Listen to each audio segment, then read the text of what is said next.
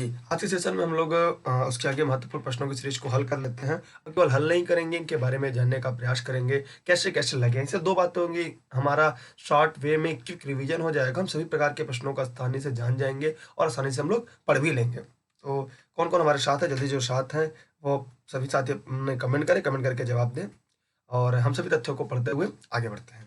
यहाँ पे है हमारे सामने एक प्रश्न आ चुका है, इसका नाम प्रश्न है 5 अंकों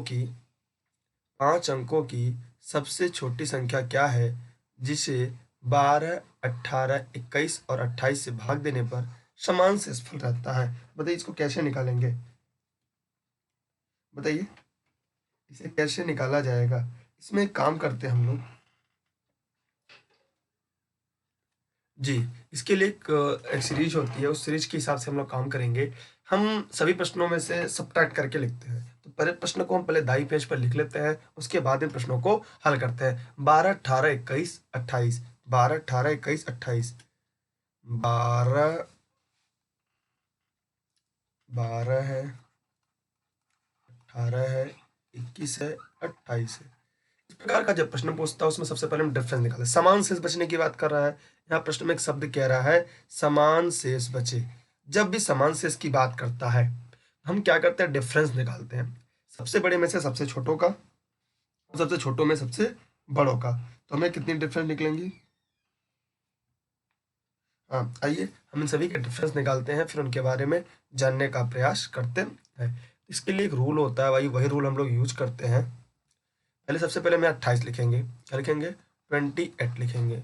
उसके बाद इसमें से एक बार 21 सब्ट्रैक्ट करेंगे, फिर यहाँ से 28 से 18, फिर 28 से 12, ये सब्ट्रैक्ट कर लिए। फिर उसके बाद ये एक नंबर हो गया। फिर हम आते हैं 21 की बात करते हैं। 21 में से 18 सब्ट्रैक्ट करेंगे, फिर 18 में से 12। इस प्रकार हमें कुल 5 नंबर मिलेंगे ना, 1 2 3 4 5।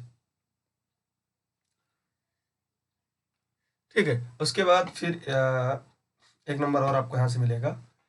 ये हो गया, इन सब में से हो गया, इनमें से ये हो गया 18 और 21 में से 12। अच्छा, 21 में से 12 नहीं हमने घटाया, 1 मिनट रुक जाइएगा। 21 में से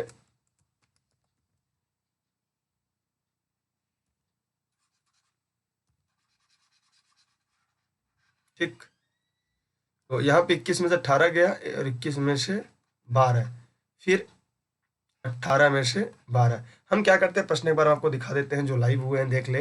51 प्रश्न कह रहा है 5 अंकों की सबसे छोटी संख्या क्या होगी जो 12, 18, 21 और 28 से भाग देने पर प्रत्येक दशा में समान शेष बचे। जब समान शेष की बात करता है हम क्या करते हैं, सबसे बड़े नंबर में से उन सभी छोटे नंबर का डिफरेंस निकालते हैं। डिफरेंस क्या मिलेगा? 28 में से 21 गया 7, 28 में से 18 गया 10, फिर 28 में से 12 गया तो 16, 21 में से 18 गया 3, 21 में से 12 गया 9 और फिर 18 में से 12 गया 6। तो इस प्रकार कितने नंबर हम लोग को प्राप्त हुए? क्या क्या हुए? 7 हुए, 10 हुए, 16 हुए, 3 हुए, 9 हुए, 6 हुए। अब इन सभी नंबर का हमें निकालना होगा एलसीएम। किन नंबरों का निकालना होगा? आइए हम लोग देखते हैं। वो नंबर हमें मिले 7, 10, 16, 3, 9, 6। अब इनका जब हम एलसीएम निकालेंगे, जल्दी से कमेंट करके बताइएगा इनका एलसीएम क्या होगा। अपने अपने जवाब हमें कमेंट करके बताइएगा। 7, 10, 16, 3, 9, 6 के एलसीएम क्या होंगे? 6 है, 9 है, 16 है, 3 है, 7 है, 10 है। इनका जो एलसीएम निकलेगा तो हम लोग निकालेंगे एलसीएम, तो क्या आएगा? 5040। क्या होगा? इनका एलसीएम जो होगा वो 5040 हो जाएगा। लेकिन अब आते हैं प्रश्न की तरफ। प्रश्न क्या कह रहा है कि 5 अंकों की सबसे छोटी संख्या क्या होगी जिनमें यदि हम 12, 18, 21 और 28 से भाग दें तो प्रति दशा में समान सच रहे। हमने क्या किया, पहले 28 में से 21 को घटाया, फिर 18 को घटाया, फिर 12 को घटाया, फिर 21 में से 18 को घटाया, फिर 12 को घटाया, फिर 18 में से 12 को घटाया। इस प्रकार कुल हमें 6 नंबर प्राप्त होंगे। इन 6 नंबर का हमें सबसे पहले एलसीएम निकालना होगा। क्या निकालना होगा? एलसीएम निकालना होगा। एलसीएम का मतलब होता है लीस्ट कॉमन मल्टीपल। एलसीएम का फुल फॉर्म क्या होगा? Least common multiple. तो लीस्ट कॉमन मल्टीपल निकाले तो हमें जो प्राप्त हुआ 5040 हुआ। देख रहे हैं आपको 5040। अब इसके बाद क्या करनी है, अब हमें लिखना है 5 अंकों की छोटी से छोटी संख्या। छोटी छोटी संख्या लिखने के लिए क्या करेंगे, अब हम इसको सीधा सीधा अगर 2 बार गुणा कर देते हैं 5040 में तो सीधा सीधा निकल जाएगा। मतलब 5040 गुणे 2 करेंगे तो 10,080 निकल जाएगा। और ये 5 अंक की सबसे छोटी वह संख्या होगी जिसमें यदि 12, 18, 21 और 28 से भाग दिया जाए तो प्रत्येक दशा में समान शेष बचेगी। तो उसका आंसर क्या होगा, वह आंसर होगा आपका 10,080। क्या होगा, 10,080। तो प्रश्न में यहाँ विकल्प में कहीं है 10,080। अच्छा, इस संख्या में क्या होती है, अब हम इनका डिफरेंस निकालेंगे। जब हम डिफरेंस निकालते हैं तो 80 नहीं है, तो यहाँ पे हमने डिफरेंस देखा कि यहाँ पे देखिए 3, 6, 9, 10 इस प्रकार का जब भी प्रश्न आता है तो वहां पे हम क्या करते हैं, सदैव हम एक जोड़ देते हैं। क्या करते हैं, एक ऐड करते हैं। क्या करते हैं, एक ऐड करते हैं। तो ये हो जाएगा 10,080 प्लस 1 बराबर 10,081। इसलिए इस प्रश्न का उत्तर क्या होगा, 10,081। ठीक, क्योंकि इनका जो डिफरेंस है, डिफरेंस का जो रेशियो है वो आपका 1 हो जाएगा। 9 है 6 तीनों, हाँ 1 हो जाएगा। ठीक, इस प्रकार आपका उत्तर होगा 10,081। अगला प्रश्न आपके बीच आ चुका है। दो संख्याओं का लस मस का 12 गुना है तथा मस और लस का योग 403 है। यदि इनमें से एक संख्या 93 है तो दूसरी संख्या क्या होगी। आइए इसके बारे में हम जानने का प्रयास करते हैं। कैसे लगेगा, अगर हम इसे यक्स और वाई मान कर लगाएंगे ये प्रश्न काफी लंबा लगेगा, और जब लंबा लगेगा तो हो सकता है हम लोग को ये दिक्कत कर दे। तो आइए उस प्रश्न को जानने का एक बार हम रिपीट कर देंगे। एक बार वीडियो को बैक करके देख लीजिएगा, फिर हम नहीं आता समझ में तो हम दोबारा बता देते हैं। सबसे पहले 5 अंकों की सबसे छोटी संख्या का ज्ञात करना जो 12, 18, 21 और 28 से पूरी तरह भाग देने में समान शेष रहे। इस दशा में आपको क्या करना है, सबसे बड़ी संख्या में सबसे छोटी संख्याओं का हमें डिफरेंस निकाल लेना है, फिर डिफरेंस का एलसीएम निकालना है। फिर 5 अंक की बात का है तो गुणे 2 कर प्लस 1 कर देंगे तो 10,081 आएगा। दिए गए प्रश्न का जवाब होगा। अगला प्रश्न है, दो संख्याओं का लस उसके मस का 12 गुना है तथा मस और लस का योग 403 है। यदि एक संख्या 93 है तो दूसरी संख्या क्या होगी। ये भी प्रश्न थोड़ा सा लॉजिकली है, थोड़ा सा बड़ा लगेगा, लेकिन कोई बात नहीं, कोई विशेष दिक्कत नहीं होगी। अगर आप लोग थोड़ी सी मेहनत कर देंगे तो ये आसानी से लग जाएगा। तो हम यहाँ पे अगर इसे हम एक नए पेज पर लेंगे तो हमने देखा कि जो एलसीएम था, जो एलसीएम था वो एचसीएफ का 12 गुना था। ये देखिए प्रश्न में कह रहा है कि दो संख्या और लस और उनके मस का 12 गुना है तथा मस और लस का जो योग है वो 403 है। फिर हमने ये देखा, हमने क्या देखा कि लस माने एलसीएम प्लस एचसीएफ का योग 403 है। मैंने हमने फिर दोबारा प्रश्न में देखा इनका जो योग है वो क्या है, 403 है। ठीक, 403 है। तो हमने ये देखा कि अगर हम इसे समीकरण नंबर 1 मान ले, इसे समीकरण नंबर 1 मान ले तो यहाँ पे एक बात जानने योग्य है, ध्यान से देखिएगा। कह रहा है एलसीएम बराबर, मैं दोबारा इसको समझा देता हूँ, एक काम करते हैं मैं इसको दोबारा समझा दे रहा हूँ, फिर से मैं बता दे रहा हूँ। कह रहा है कि एलसीएम बराबर एचसीएफ का 12 गुना है। मेरे प्रश्न को ध्यान समझिएगा, प्रश्न क्या कह रहा है, दो संख्याओं का लस उनके मस का 12 गुना है तथा मस और लस का योग 403 है। दो संख्याओं का लस और उनके मस का 12 गुना है, तो हमने क्या किया, हमने ये लिख दिया कि एलसीएम बराबर एचसीएफ इंटू 12। अब कह रहा है यदि हम एलसीएम प्लस एचसीएफ को ऐड करते हैं तो दोनों का योग कितना है, 403। अगर इसे समीकरण नंबर 1 बनाएंगे तो इसमें समीकरण नंबर 1 का मान रखेंगे। जब यहाँ पे मान रखेंगे तो क्या होगा, एलसीएम का यहाँ पे होगा, एलसीएम जगह में एचसीएफ रख देते हैं तो समान हो जाएगा। तो ये हो जाएगा HCF इंटू 12 प्लस HCF बराबर 403। ये ना 403। 3 होगा आपका। ठीक, अब हम क्या करेंगे, तो ये 12 CF है, ये 13 है, तो यहाँ पे हुआ ये क्या हो जाएगा आपका 12 CF है, तो 12 CF प्लस 1 SCF क्या हो जाएगा आपका 13 SCF बराबर 403। तो फिर SCF बराबर क्या होगा, 1 SCF बराबर SCF बराबर 403 डिवाइडेड बाई 13, फिर क्या हो जाएगा 13 तिया 39 1 31। तो उस प्रश्न का जो SCF होगा वो क्या हो जाएगा, वो होगा 31। एक बार प्रश्न को रिपीट करते हैं, यहाँ पे देखिएगा क्या रहा है, दो संख्याओं का लसागु उनके मैसा का 12 गुना है तथा मैसा और लसा का योग 403 है। तो हमने दिखा यहाँ पे कि एलसीएम बराबर एचसीएफ का 12 गुना, फिर हमने समीकरण नंबर यहाँ पे 1 बना लिया, फिर दूसरा लिखा एलसीएम अगर एचसीएफ को जोड़ते हैं तो उनका योग 403 होता है। फिर हमने देखा कि इसमें समीकरण नंबर 2 में समीकरण नंबर 1 का मान रखने पर तो यहाँ पे SCF इंटू 12 SCF हो जाएगा, तो 12 SCF प्लस 1 SCF मिलाकर 13 SCF हो जाएंगे। क्या हो जाएंगे, 13 SCF हो जाएंगे, और 13 SCF बराबर 403, 1 SCF बराबर 403 बटे 31, इसलिए SCF कितना आएगा 31 आ गया। ठीक है, यहाँ पे किसी को डाउट कोई समस्या आपको हो तो आप कमेंट करके पूछ सकते हैं। फिर हम जानते हैं कि अब यहाँ पे एलसीएम का मान निकालना है, तो एलसीएम का मान निकालने के लिए हम क्या करेंगे, एलसीएम बराबर एचसीएफ गुणे 12, एचसीएफ गुणे 12 समीकरण नंबर 1 है, तो एचसीएफ कितना है, एचसीएफ 31 आया है, तो एलसीएम बराबर 31 गुणे 12, तो एलसीएम क्या हो जाएगा उसका 12 का 12, 12 36 1 37 372। लेकिन वहां पे पूछा है कि दूसरी संख्या क्या होगी यदि एक संख्या 93 है। तो आइए उसके लिए एक नियम हम लोग जानते हैं। क्या नियम जानते हैं कि अगले पेज पे चले, ये पेज पे हो गया है, अगले पेज पे हमें चलना होगा। हमें जानते हैं कि LCM into HCF equal to first number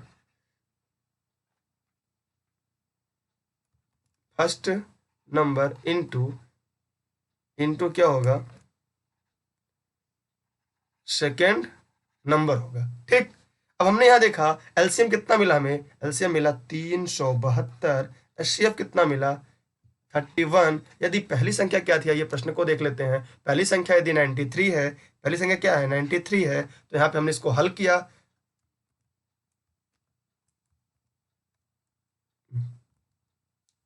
ठीक 93 है, तो दूसरी संख्या यहाँ पे क्या होगी, यहाँ पे होगी 93। 93 इंटू दूसरी संख्या माना यक्स है तो यक्स रख दिया, ये गुणे में धराएगा बटे में हो जाएगा, तो हो जाएगा 372 गुणे 31 बटे 93 बराबर यक्स। 31 एक्का 31, 31 तिया 93, 3 से कटेगा तो 3 एक्का 3, 3 दूना 6, 3 चौके 12, तो यक्स बराबर 124, माने सेकंड नंबर क्या आ जाएगा 124। आइए इस प्रश्न को मैं दोबारा हल कराता हूँ, इसका हो जाएगा 124। आइए इस प्रश्न को हम दोबारा हल कराते हैं। पहले एक बार प्रश्न को पढ़ लीजिएगा, काफी महत्वपूर्ण प्रश्न है, थोड़ा सा लॉजिकल है, थोड़ा सा ध्यान लगा देंगे तो प्रश्न आराम से आप लगा लेंगे। कह रहा है कि दो संख्याओं का लस्य उनके मस का 12 गुना है तथा मस और लसा का योग 403 है। यदि उनमें से एक संख्या 93, दूसरी संख्या क्या होगी। प्रश्न आपने पढ़ लिया, अब हम आगे बढ़ते हैं। पहले वाले का विकल्प यहाँ पे बी था, दूसरे वाले में 1 था। ठीक है, आइए हमने क्या किया, पहले लिखा एलसीएम एचसीएफ का 12 गुना है, तो एलसीएम बराबर एचसीएफ इंटू 12, समीकरण नंबर 1 बना। समीकरण नंबर 2 बनाया हम लोगों ने, एलसीएम प्लस एचसीएफ बराबर 400, क्या होगा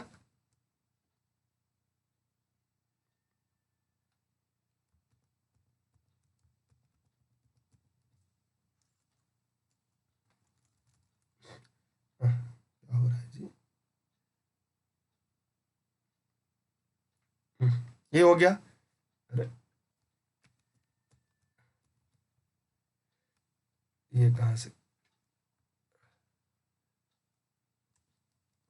ठीक है, ये हो गया आपका। फिर हमने इस तरह से हल किया, फिर हमें क्या निकल गया, x बराबर 124 निकल गया। अगले प्रश्न की तरफ बढ़ते हैं। अगला प्रश्न कह रहा है कि 12, 18 और 27 का मस अर्थात एचसीएफ क्या होगा। कमेंट करके आप जवाब दीजिए, जिन्होंने प्रश्न को हल किया होगा जल्दी से कमेंट करके हमें बताएं क्या होगा। जवाब बताइए क्या होगा, जल्दी से कमेंट करके आप अपने जवाब दीजिएगा। देखिए ये लाइव क्लास चल रही है, आप लोग बाद में भी इसे देख सकते हैं, अभी तो लाइव में है। 18 का गुणनखंड करेंगे तो यहाँ पे हम लोग 18 का गुणनखंड करेंगे तो 2 गुणे 3 होगा। अगर हम, अच्छा 12 था पहले, चलिए 12, कोई बात नहीं, ऊपर नीचे लिखा जा सकता है। पहले 12 का गुणनखंड है तो 2 दूना 4 तिया 12 होगा। 18 का करेंगे तो 2 गुणा 3 होगा। 27 का करेंगे तो 3 गुणा 3 होगा। तो मत समझ जो तीनों में है, तो हमने यहाँ पे देखा कि तीनों में केवल यहाँ है, इसलिए इसका एचसीएफ जो होगा वो क्या होगा 3, और विकल्प नहीं है इसलिए इसका होगा विकल्प 4, नॉन ऑफ दीज। क्या होगा, नॉन ऑफ दीज होगा। कुछ लोगों ने इसका एलसीएम निकाल दिया, लेकिन एलसीएम नहीं निकालना था, उसका एचसीएफ ज्ञात करना है, इसलिए इसका उत्तर क्या होगा, डी इसका राइट आंसर होगा, डी इसका सही जवाब होगा। ठीक है, हाँ जी, इसका एलसीएम, हाँ एलसीएम नहीं एचसीएफ हमें ज्ञात करना था, कुछ लोगों ने गलती से और कुछ चीजें निकाल दी हैं। यहाँ से कोई दिक्कत, किसी कोई समस्या हो तो कमेंट करके आप हमें जवाब दीजिएगा, और अगर आपको समझ में आ गया हो कॉन्सेप्ट, तब नहीं आया होगा तो हम आगे बढ़ते हैं और आगे तथ्यों को, चीजों को पढ़ते हैं, पढ़ने का पूरा पूरा प्रयास किया जाएगा। यहाँ तक किसी कोई डाउट, कोई समस्या, 3 महत्वपूर्ण प्रश्नों को जो हम लोगों ने हल किया है, कोई डाउट नहीं है ना, कोई दिक्कत कोई समस्या हो तब कमेंट करके बताइएगा, कोई दिक्कत नहीं है ना। चलिए अगले प्रश्न की तरफ हम लोग बढ़ते हैं। अगला प्रश्न आ गया है, यहाँ पे एक संख्या दी गई है 324, 576, 784 का मसप माने इनका एचसीएफ ज्ञात करना है। बताइए एचसीएफ क्या होगा। सबका गुणनखंड कर दीजिए, 324 का, 576 का, 784 का। एक छोटा सा तरीका है, हम लोग इसको चेक कर सकते हैं कि निम्नलिखित में से दिए गए संख्या का कौन सा एचसीएफ होगा। वैसे इसमें से कोई नहीं होता तो विकल्प और लगाना आसान हो जाता। क्या देखते हैं, ये संख्याएं 6 से कटेंगी, 6 से मतलब 3 से कटेंगी सभी संख्या। तो एलसीएम निकालिए, 324 से गुणनखंड करिए, 576 करिए, 784 करिए, गुणनखंड करिए, बताइए कितना आएगा। इसका कई तरीका लगाने का। एक तरीका तो सिंपल सा है कि 3 2 5 4 9 7 5 12 6 18 8 7 15, 8 और 7 15, 15 4 19, मतलब ये 3 से नहीं कटेगा। जब 3 से नहीं कटेगा तो 6 से भी नहीं कटेगा। तो निम्नलिखित में से देखते हैं कोई संख्या 8 से कट रही है, 8 से ये कटेगी नहीं, ये नहीं कटेगी, इसका मतलब 4 से कट जाएगी, इसलिए इसका उत्तर 4 हो सकता है। क्या हो सकता है, 4 इसका आंसर हो सकता है। एक बार आप सभी का एचसीएफ गुणनखंड कर लीजिएगा, गुणनखंड करने के बाद निकाल लीजिएगा, देखिएगा जो दोनों में कॉमन होगा वही आपका उत्तर होगा। एक बार इसको हल करना होगा, जैसे आपको मैं बता दूं 324, 576 और 784। अच्छा मैं गुणनखंड करके देता हूँ, क्योंकि आप देखिए 784 28 का क्यूब है, तो 28 का मतलब आप कर लेंगे 2 दून 4 बार 2 2 होगा, और 2 बार 7 7 होगा। 576 भी आप जानते हैं कि 576 है, 24 का स्क्वायर है। ठीक, इसको भी कर लेंगे, 324 का गुणनखंड कर लेंगे, थोड़ा सा आसान हो जाएगा। इनका एलसीएम क्या होगा, 4 इसका एलसीएम एचसीएफ आएगा, इसका एचसीएफ क्या आएगा, 4 आएगा। ठीक, अगला प्रश्न आपके लिए काफी महत्वपूर्ण है और उससे शायद हम प्रयास करेंगे अच्छे से करने के लिए। 3 घंटियां क्रमशः 9 सेकेंड 9 मिनट 12 मिनट 15 मिनट के अंतराल पर बजती हैं, सभी तीनों प्रातः 8 बजे बजना प्रारंभ करती हैं, तो अगली बार कितने बजे 7 बजेंगी।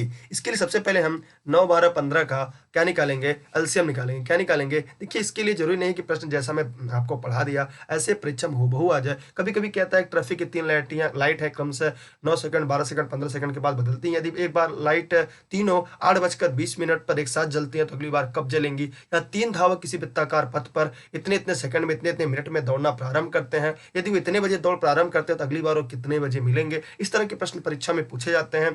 थोड़े से परिवर्तन के बाद, तो जरूरी नहीं जैसा सवाल यहाँ हो, लेकिन आप पैटर्न अगर आप सीख लेंगे तो आपके लिए महत्वपूर्ण हो जाएगा। हूबहू आया ना आए, लेकिन उसी पैटर्न पर जरूर आएगा। आइए 9 12 15 मिनट का हम सबसे पहले क्या निकालेंगे, एलसीएम निकालेंगे। तो बताइए जल्दी से कमेंट करें किसी ने अगर निकाला हो। 9 12 15, 9 12 15 मिनट था, पहले इनका हम एलसीएम निकालेंगे। इनका एलसीएम 3 से करेंगे, ये 3 हो जाएगा, ये 4 हो जाएगा, ये 5 हो जाएगा। ये 3 से करेंगे 1 हो जाएगा, ये 4 हो जाएगा, ये 5 हो जाएगा। फिर हम यहाँ 2 से करेंगे 1 हो जाएगा, 2 हो जाएगा, 5 हो जाएगा। फिर हम 2 से करेंगे 1 1 5 हो जाएगा। फिर हम 5 से करेंगे 1 1 1 हो जाएगा। ठीक, तो हमें क्या मिला यहाँ पे, हमें मिला 3 गुणे 3 गुणे 2 गुणे 2 गुणे 2 × 5 माने 3 त्रिका 9 दूना 18 दूना 36 बचे 180 मिनट। 180 मिनट। तो हम यहाँ जानते हैं कि 180 मिनट बराबर 3 हावर्स होता है। 3 हावर्स होता है। तो एक बार वो कह रहा है कि अगर 8 बजे चली हैं माने एक बार वो 8 बजे AM पर जली हैं, अगली बार 3 घंटे बाद जलेंगी।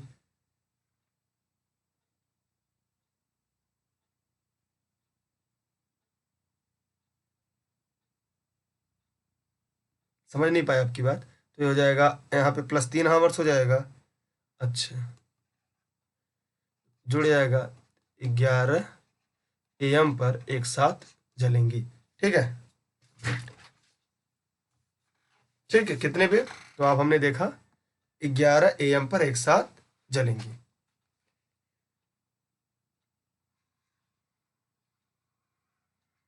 ठीक है, 11 AM पर एक साथ बजेंगी।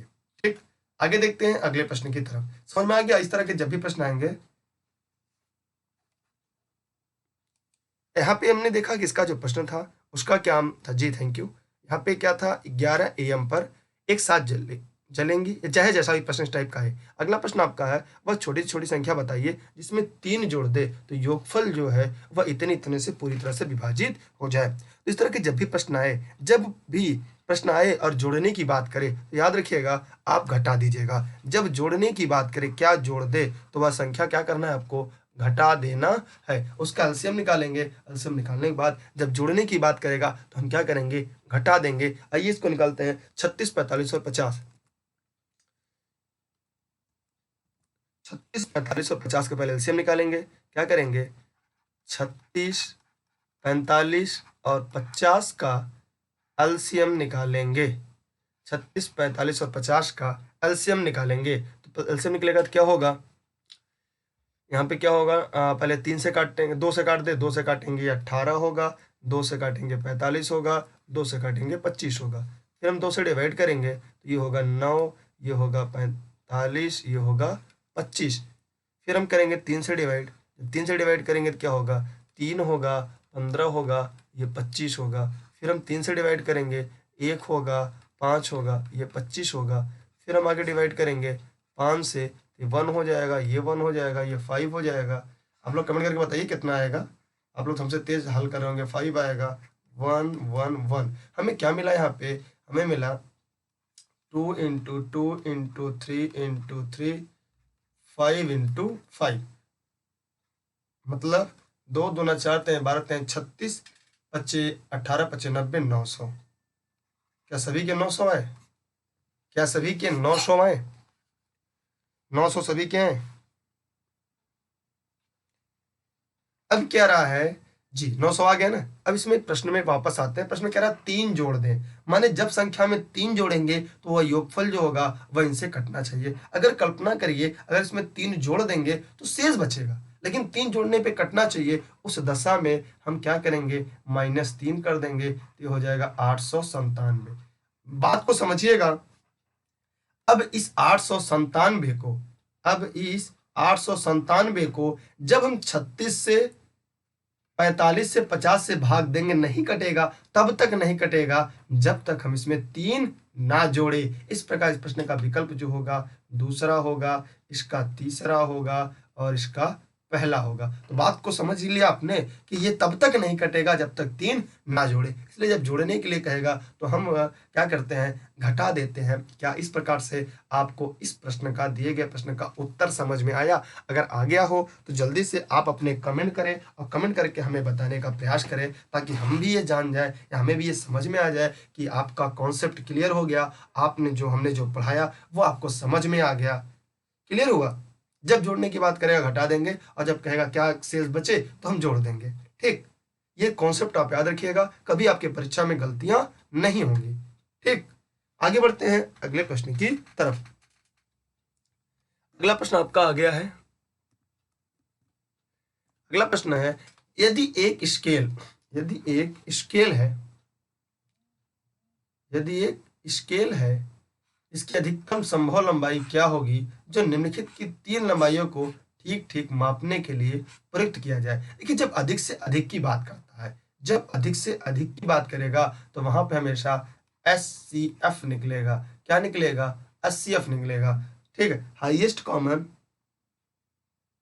क्या निकलेगा? हाईएस्ट कॉमन फैक्टर निकलेगा। हाईएस्ट माने सबसे बड़ा, कॉमन माने सार्व, फैक्टर माने गुणनखंड, सबसे बड़ा सार्व गुणनखंड। ये भाषा याद रखिएगा, खासकर बड़ी परीक्षाओं में, खासकर सीटेट की परीक्षा में यह इसी भाषा का प्रयोग करता है। आजकल सभी राज्यों के टेट परीक्षा की बात करें, चाहे सुपर टेट की बात करें, उन जगह आजकल SCF की जगह वो कहता है सबसे बड़ा सार्व गुणनखंड की बात करता है। तो यहाँ पे एक बात जानते रहिएगा कि सभी की यूनिट आपस में बराबर होनी चाहिए। सभी की जो यूनिट है वो क्या होनी चाहिए? आपस में बराबर होनी चाहिए। लेकिन हमें यहाँ दिखाई देता है कि सभी की यूनिट बराबर नहीं है। ये मीटर में है, ये मीटर में है, ये सेमी में है। 5 मीटर 10 सेमी, 5 मीटर 90 सेमी, ये 10 मीटर है। सबको सेमी बदल देते हैं। तो ये 5 मीटर को अगर 10 मीटर को सेमी बदलेंगे तो यहाँ पे चूंकि हमें जानते हैं 1 मीटर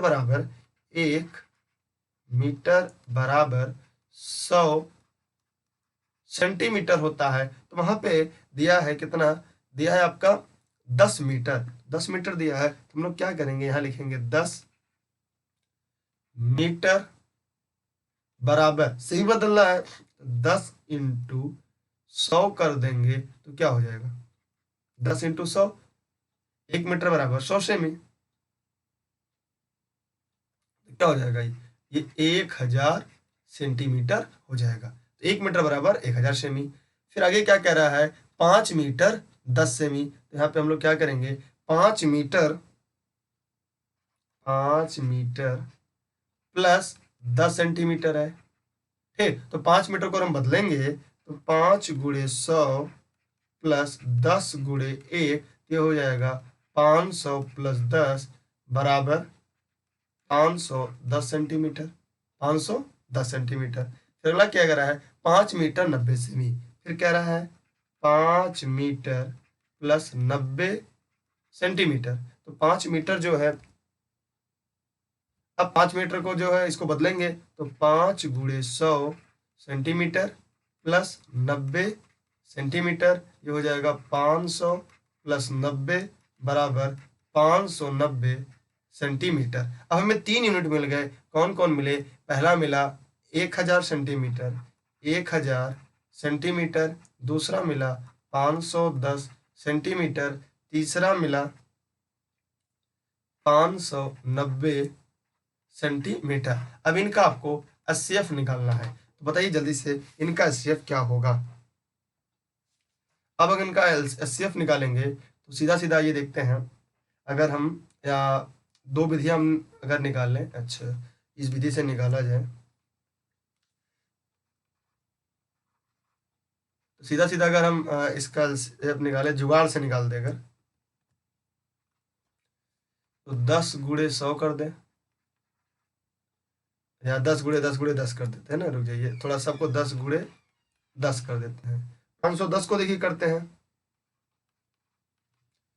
10 गुणे 51 माने 17 गुणे 3 हो जाएगा। 590 करेंगे तो 10 गुणे 59। इसमें देखते हैं क्या सब एक कॉमन है। हमें यहाँ दिखा ये कॉमन है, ये कॉमन है, ये माने तीनों कॉमन है। इसका SCF क्या हो जाएगा? 10 सेंटीमीटर में है तो हो जाएगा 10 सेंटीमीटर। क्या हो जाएगा? 10 सेंटीमीटर। क्या हो जाएगा इसका? 10 सेंटीमीटर होगा। जरा आप लोग कमेंट करके बताइएगा कि यह समझ में आ गया। इस प्रकार इसका उत्तर क्या होगा? 10 सेंटीमीटर। माने इसका विकल्प ए इसका राइट आंसर होगा। ए इसका राइट आंसर होगा। ठीक, यहाँ तक कोई दिक्कत, कोई समस्या आपको अगर हो तो आप कमेंट करके हमें बताइए। यहाँ से कोई दिक्कत है, कोई समस्या है तो आप बेहिचक कमेंट करके हमें बता सकते हैं और हम आपको पूरा प्रयास करेंगे सभी तथ्यों को समझाने का। हमने क्या किया? पहले मीटर को सेमी बदल लिया और सेमी बदलने के बाद उन सभी से का एक साथ LCM का LCM, SCF का SCF हम निकाल दिए। और कोई मन में आपके सवाल आए हो तो पूछ सकते हैं। आगे बढ़े अगले प्रश्न की तरफ। अगला प्रश्न देखिए बहुत ही सरल है। अगर आप थोड़ा सा देंगे, देखिए लसा की बात करें तो लस में हम क्या करते हैं, हम सबसे बड़े गुणनखंड को लेते हैं। सबसे क्या करते हैं, लस में हम सबसे बड़े गुणनखंड को लेते हैं। 8 को पहले गुणनखंड करेंगे, यहाँ पे 2 गुणे 2 गुणे 2 होगा। 12 गुणा करेंगे, 2 गुणे 2 गुणे 3 होगा, 2 दूनी 4 थे 12। 16 का गुणनखंड करेंगे तो क्या होगा, 2 गुणे 2 गुणे 2 लेंगे, ठीक, और गुणे 2 लेंगे। अब हम आइए इन सभी का गुणनखंड एक साथ करते हैं। पहले हम लिखेंगे सबसे बड़ा 2 का घात कहाँ पे, यहाँ पे है। कहाँ पे है, यहाँ पे 4 बार है, तो 2 की घात 4 बार लेंगे। अगर आप कहें तो अलग से हल कर दे, अगर आप कहेंगे तो यही समझा देंगे। तो यहाँ पे हम लेंगे 2 गुणे 2 गुणे 2 गुणे 2, 4 बार। जहाँ सबसे 12 बार होता है वहां से एलसीएम लेते हैं। फिर 3 कहाँ एक बार है और कहीं नहीं है, तो 3 लिख लिया। तो ये पता चल गया कि 2 दूना 4 दूना 16, 16 3 48, माने एक विकल्प तो 48 में लगा, ये सही है। अब आगे बढ़ेंगे। अब यक्ष की घात जहाँ सबसे ज्यादा होगी, यहाँ पे 2 है, यहाँ पे 2 है, यहाँ पे 6 है, तो कौन सा लेंगे, यहाँ 48 तो मिल गया। फिर हम लेंगे यक्ष घाते 6। फिर हम देखेंगे वाई घात सबसे बड़ी कहाँ है, यहाँ 5 है, यहाँ पे 3 है, तो वाई की घात 5 लेंगे। जो सबसे बड़ी घात है वही लेंगे, वाई की घात 5। जेड की घात यहाँ 2 है, यहाँ 3 है, जहाँ सबसे बड़ी होगी वही लेंगे। इसका उत्तर क्या हो गया, चौथा। चौथा मतलब ये 48 एक्स घाते 6, वाई घाते 5, जेड घाते 3 आंसर। अगर आपको समझ में आया है तो ठीक है, नहीं आया है तो हम इसे दोबारा समझाएंगे। आप लोग कमेंट करके बताइएगा कितने लोग को समझ में आ गया, कितने लोगों को समझ में आया, कमेंट करके जवाब दीजिएगा कितने लोगों को समझ में आया। जो लाइव है वो कमेंट करके बताएंगे, और जो वीडियो बाद में देख रहे हैं उनको लिए कोई दिक्कत नहीं है, आप कमेंट करके बताइएगा।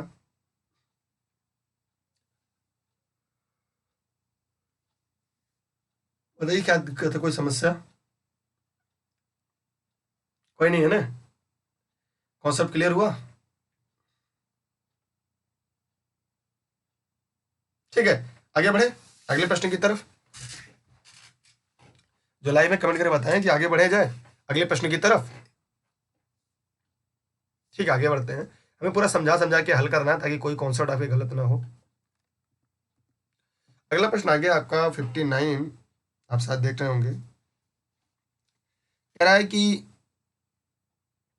यदि किसी भिन्न के अंश को 12% बढ़ा दिया जाए और हर को 2% घटा दिया जाए तो भिन्न 6/7 हो जाती है, तो मूल भिन्न क्या है। इस तरह के प्रश्न कई बार परीक्षा में पूछा गया है, तो बताइएगा मूल भिन्न क्या है।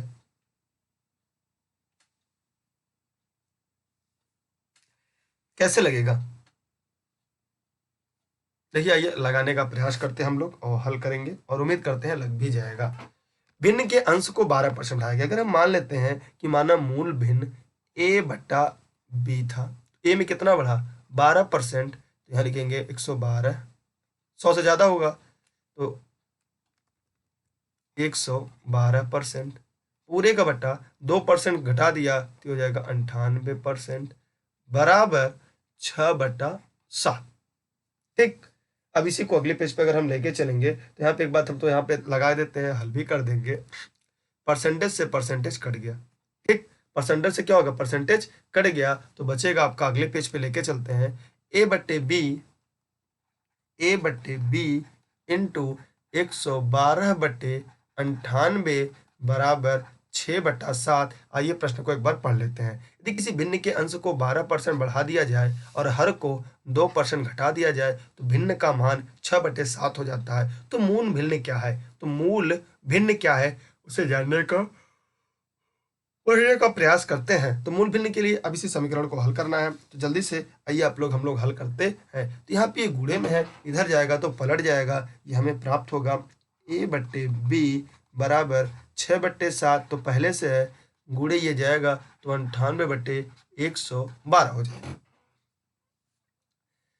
7 से अगर काटेंगे 7 एकम 7, तो यहाँ हो जाएगा 7 एकम 7 2 7 चौक 28, 14 हो जाएगा। फिर आगे हम देखते हैं 6 से काटेंगे, 6 1 का 6, यहाँ पे भी 6 1 का 6, बचेगा कितना 5, हाँ नहीं ये नहीं कटेगा ना 6 से, ये 2 से कटेगा, तो यहाँ हो जाएगा आपका 2। एक काम करते हैं ना, इसको काटते ही नहीं है, देखिए 14 1 का 14 और 14 8 112, क्या बचा ए बटे बी बराबर ऊपर बचा 6 का 6, 6 गुणे 1/1/8, फिर कटेगा 2 तिहाई 6, 2 चौके 8, 3/4। तो हमें प्राप्त हो गया कि ए बटे बी बराबर 3/4। ए बटे बी बराबर 3/4। अब ये देखते हैं क्या ऐसा उत्तर विकल्प में है। जी हाँ, विकल्प 20 का राइट आंसर है, 20 का सही जवाब है। इसका उत्तर क्या होगा? 2 इसका राइट आंसर। जरा हमें कमेंट करके बताइए कितने लोग को ये सवाल समझ में आया। कह रहा किसी भिन्न के अंश में यदि 12% की वृद्धि कर दी जाए, उसके हर में 2% की कमी कर दी जाए तो भिन्न 6/7 हो जाती है। तो मूल भिन्न क्या थी? तो हमने माना मूल भिन्न जो थी वो ये बटा बी थी, और 12% बढ़ा माने 100 से ज्यादा हुआ 112% बटे 2% कम हुआ 98% बराबर 6/7 हुआ। परसेंटेज से परसेंटेज कट गया, फिर यहाँ पे बचा ए बटे बी बराबर 112 गुणे 98 बराबर 6/7 हुआ। फिर हम लोगों ने यहाँ पे देखा कि इसको हमने डिवाइड करके, जब इधर गुणे में था इधर पलट देंगे, अंश हर में अंश हो गया। तो 7 से काटेंगे 14, 14 का 14, 14 112, 2 1 का 2, 2 3 6, 2 चौके 8। तो यहाँ पे प्राप्त हो गया ए बटे बी बराबर 3/4। इस प्रकार जो मूल भिन्न था वो क्या हो गया? 3/4 हो गया। कॉन्सेप्ट क्लियर हुआ? Any doubt, any problem? समझ में आया आप लोग को? जो लाइव है जरा कमेंट करके हमें बता दें, और जो वीडियो को बाद में देख रहे हैं वो भी कमेंट करके उत्तर देते रहा करें। ऐसा नहीं अगर आप बाद में वीडियो को देख रहे हैं तो कमेंट करके उत्तर ना दें आप। समझ में आ गया? कॉन्सेप्ट क्लियर हो गया? आंसर का क्या होगा? 3/4 होगा, अर्थात 3/4 इसका आंसर होगा। तो उम्मीद करते हैं ये टॉपिक आपको समझ में आ गया। एक बार प्रश्नों को रिपीट कर लीजिएगा जो मैंने प्रश्न आपके सामने रखा है। आगे बढ़े अगले प्रश्न की तरफ। चलिए ठीक है, अगला प्रश्न आपके सामने आ गया है, दिया गया है यदि निम्नलिखित भिन्नों का सबसे छोटी भिन्न क्या है? जल्दी से कमेंट करके बताइएगा निम्नलिखित में से सबसे छोटी भिन्न कौन सी है। मैं उम्मीद करता हूं आप इसका जवाब आसानी से दे लेंगे। तो अगर आप जवाब दे लेंगे तो मुझे भी इस बात की खुशी होगी।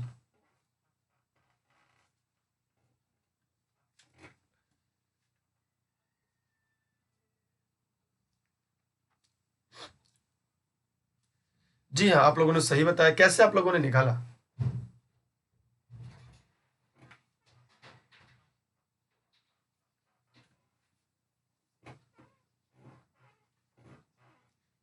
अच्छा, एलसीएम से बड़ी जल्दी आपने निकाल लिया। इसे दशमलव में बदलेंगे तो आप जल्दी निकाल पाएंगे। एक छोटा सा तरीका हम भी आप लोग को सिखाने का प्रयास करते हैं, हो सकता है देखते हैं कुछ हद तक काम आ जाए।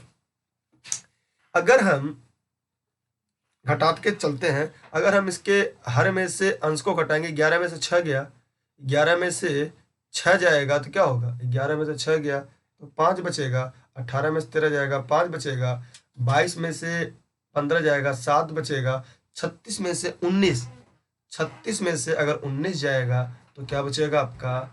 17 बचेगा, और 6 में से 5 गया 1 बचेगा। अगर हम इस तरह से अगर अंतर निकालते हैं, सभी अंतर अगर धनात्मक में आते हैं तो जिसका अंतर सबसे बड़ा होगा वह भिन्न सबसे छोटी होगी। याद रखिएगा, ये छोटा सा ट्रिक आपको हमेशा जीवन पर्यंत काम आने वाला है। अगर आपको समझ में आ गया होगा तो आप कमेंट करके बता दीजिएगा कि आपको समझ में आ गया। या तो इसको दशमलव में बदल दीजिए, या तो हम हर में से अंश को घटा देते हैं, हर में से अंश को घटा देते हैं, हर में से हर से क्या करते हैं? अंश को घटा देते हैं, और सभी अगर धनात्मक प्राप्त होते हैं तो जो बड़ा धनात्मक होता है वह भिन्न सबसे छोटी होती है। याद रखिएगा एक लाइन में, ये ट्रिक है, और यह ट्रिक आप जीवन पर्यंत काम आने वालों में से एक ट्रिक है। एक बार इसको और लगाइएगा, समझिएगा। जो लाइव है वो जरा कमेंट करके बताएं कितने लोग को समझ में आया है।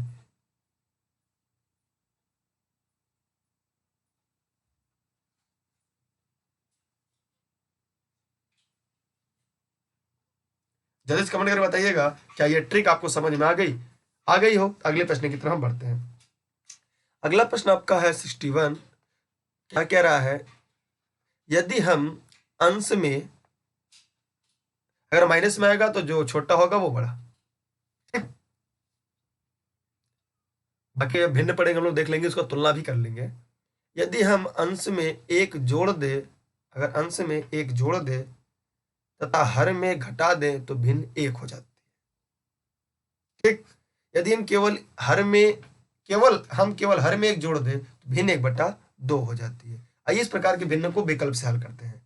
यदि अंश में एक जोड़ दे, हर में घटा दे, ठीक, अगर हम यहाँ +1 कर दें और यहाँ -1 कर दें तो भिन्न 1 हो जाएगी। देखते हैं, ये हो जाएगा 6, ये हो जाएगा 2। नहीं, इसमें अगर हम +1 करें और यहाँ -1 करें तो क्या हो जाएगा, 4 1 5 हो जाएगा, ये 2 भिन्न 1 होगी। नहीं, हम विकल्प को फॉलो कर देते हैं। ये 3 है, अगर इसमें 1 जोड़ दे, इसमें से 1 घटा दे, ठीक, तो ऊपर हो जाएगा 4, नीचे भी हो जाएगा 4, ये भिन्न हो जाएगी 1। दूसरी कंडीशन है, यदि हम केवल हर में 1 जोड़ दें, ये हर में जोड़ देंगे तो क्या हो जाएगा, 1/2, तो 3/6 मन 1/2। इस प्रकार यह विकल्प क्या होगा आपका, सही। इस विकल्प को भी चेक कर लेते हैं, +1 -1, ये हो जाएगा 3, ये हो जाएगा 4। इस प्रकार आपका विकल्प क्या होगा, तीसरा राइट आंसर, तीसरा सही जवाब।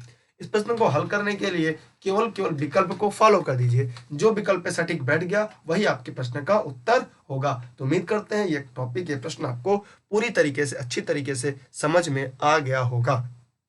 ये दोनों आपको मैंने ट्रिक बेस पे बताया। देखिए, आप भी पढ़ते समय इन सभी बातों को, इन सभी तथ्यों को ध्यान में रखना है। तो अगर इन बातों तथ्यों को ध्यान में नहीं रखेंगे तो बहुत सारे ऐसे प्रश्न हैं जो आते रहेंगे, नहीं लगा पाएंगे। अगर हम इसे x y मान कर लगाएंगे तो हमारा बहुत सारा समय नहीं लेगा। और आप जानते हैं, परीक्षा हाल में समय सबसे बड़ी महत्वपूर्ण पूंजी होती है। और हमारा और आपका ये पहला प्रयास होना चाहिए, हम समय को कैसे बचा लेते हैं और कितना ज़्यादा समय को हम बचा के अपने पास सुरक्षित रख पाते हैं। ये हमारी और आपकी पहली उपलब्धता और उपयोगिता होनी चाहिए। ठीक है, ये समझ में आ गया? जिनको कमेंट करके जवाब दे दे ताकि हम अगले प्रश्न की तरफ आगे बढ़ सके। क्लियर हुआ? क्लियर? ऑल डाउट क्लियर हुआ? जो लाइव है जरा कमेंट करके बता दे कितने लोग लाइव, कमेंट करके जरा बता दीजिए आप लोग कितने लोग लाइव हैं।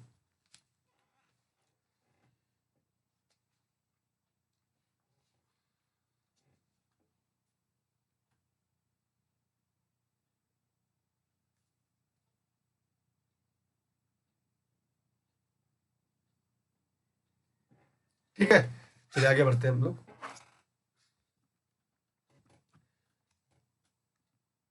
अगला प्रश्न है, अगला प्रश्न आपके सामने आ चुका है। वह सबसे छोटी भिन्न बताइए, वह सबसे छोटी भिन्न बताइए जिसे 2 से 1/2, 3 से 1/3, 4 से 1/4, 5 के योग में जोड़ा जाए ताकि वह पूर्णांक बन जाए। तो जल्दी से कमेंट करके बताइएगा किसमें जोड़ा जाए।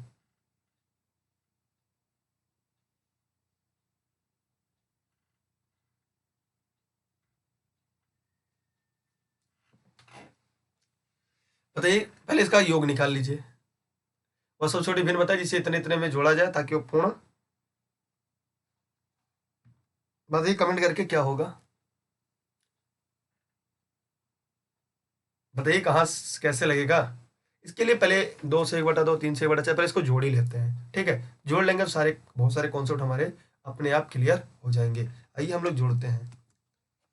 2 सही 1/2, उसने क्या कह रहा है, 2 सही 1/2, 3 सही 1/3, 4 सही 1/4, 5 सही 1/5 को पहले जोड़ लेते हैं। इसका जोड़ने का तरीका है, पहले हम क्या करते हैं, इनके जो सामने का संयुक्त भिन्न से अलग जोड़ लेते हैं। क्या करेंगे, अलग जोड़ेंगे। जैसे यहाँ पे 2 + 3 + 4 + 5, इनको जोड़ लेंगे अलग। अब अंदर क्या बचा, 1/2, 1/3, 1/4 + 1/5।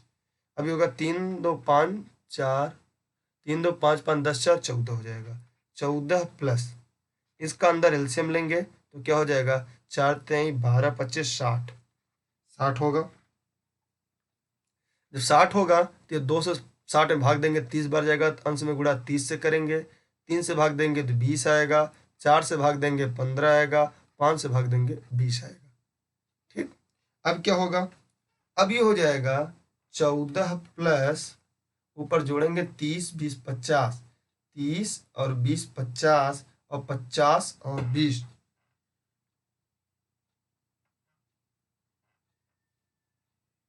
अच्छा 5 से भाग देंगे तो यहाँ पे 12 आएगा। 5 से भाग देंगे तो यहाँ पे 12 आएगा ना, 12 आएगा। तो 30 से 50 और 15, 50 15 65 और 12 77, ये हो जाएगा आपका 77 बटे 60। अब मतलब 60 एक का 60 करेंगे तो फिर ये हो जाएगा 14 प्लस 1 सही 17/60, माने फिर एक जुड़ जाएगा तो हो जाएगा 15 सही 17/60। इतना तो मिल गया, इतना का हम लोग को मिल गया। अब क्या कह रहा है, अब कह रहा है प्रश्न में कि इनके योग में जोड़ा जाए ताकि वह पूर्णांक बन जाए, ताकि वह क्या बन जाए, एक पूर्णांक बन जाए। इस प्रकार के प्रश्न में हम क्या करेंगे कि इनमें से हम एक घटा देंगे, माने जो 17/60 मिलेगा, ध्यान से देखिएगा, यहाँ पे जो हमें यहाँ पे मिला 15 प्लस 17/60। इस प्रकार के जो प्रश्न में हम 17/60 को क्या करेंगे, एक में से घटा देंगे, एक में से हम 17/60 को घटा देंगे। तो 60 एक का 60, 60 में 17 गया तो 60 माइनस 17/60, तो बराबर क्या होगा 43/60। यह क्या होगा, वह सबसे छोटा पूर्णांक होगा।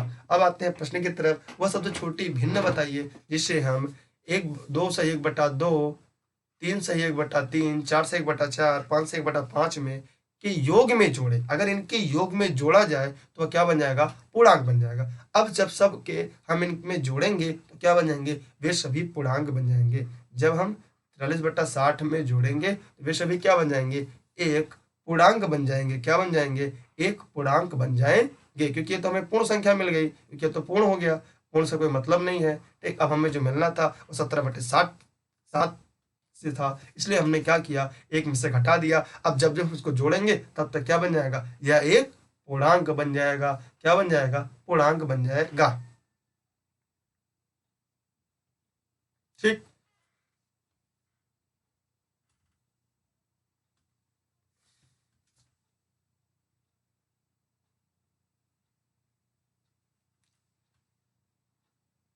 समझ में आया।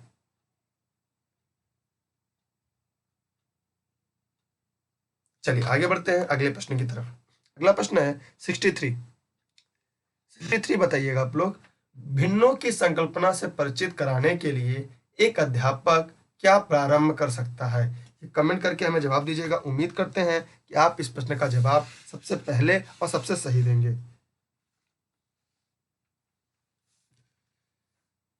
जल्दी से कमेंट करके जवाब दिए। 63 हम नहीं बताएंगे क्योंकि आपका काम है भैया, आपको अगर अध्यापक बनना है तो इस प्रश्न का जवाब आपको हर हाल में देना ही होगा, तभी तो अध्यापक बनेंगे। अब जो इस प्रश्न का जवाब नहीं दे पाएंगे, अध्यापक कैसे बनेंगे आप।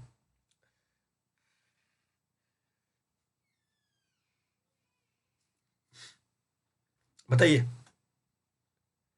कमेंट करके जवाब दीजिएगा। कह रहा है भिन्नों के अंश और हरों की पहचान कराकर, फिर कह रहा है कि एक ऐसा संख्या रेखा भिन्नों को ज्ञात कराकर, ए भिन्न को a/b के रूप में लिखकर जहां b ≠ 0 तो परिमेय संख्या हो जाएगा। फिर क्या कह रहा है, उनके आसपास वस्तुओं के भिन्नात्मक भागों में पहचान कराकर। क्या करेंगे, भिन्नों की संकल्पना भी भिन्न अगर आप पढ़ाना शुरू करते हैं और अगर आप एक अच्छा के अध्यापक है तो सबसे पहला काम आप क्या करेंगे, कमेंट करके बताइएगा। फिर हम हाँ हेलो हम लोग बाद में करेंगे, पहले कमेंट करके इसका जवाब दीजिएगा। बताइए क्या होगा।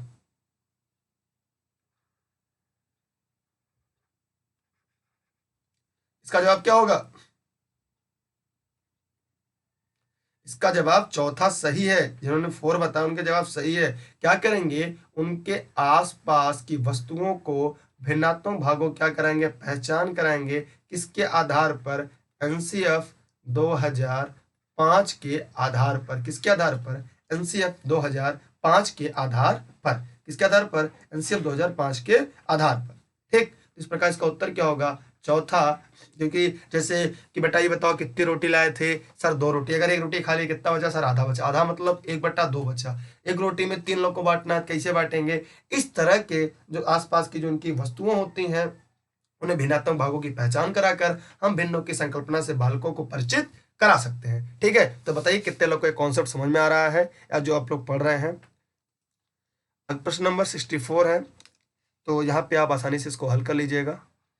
यदि किसी भिन्न भिन्न के अंश को 20% कम तथा हर को 10% बढ़ा दिया जाए तो भिन्न का मान 16/55 हो जाएगा। भिन्न का मान ज्ञात करिए। अभी मैंने इसके पहले आप लोगों को ये प्रश्न नंबर 64 मैंने बताया था। उम्मीद करता हूं यह प्रश्न आप आसानी से कर लेंगे।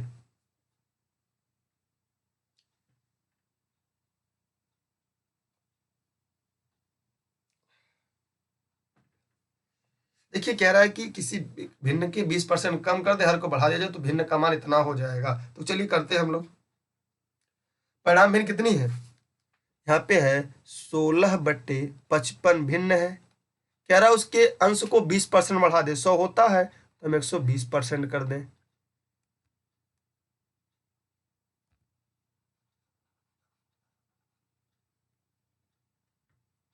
क्या करते हैं? 120% कर देंगे। उसके हर को 10% बढ़ा दिया जाए, 110% कर देते हैं। ठीक। अब यहां पे देखेंगे, परसेंट से परसेंट कट गया, 0 से 0 कट गया। ठीक है।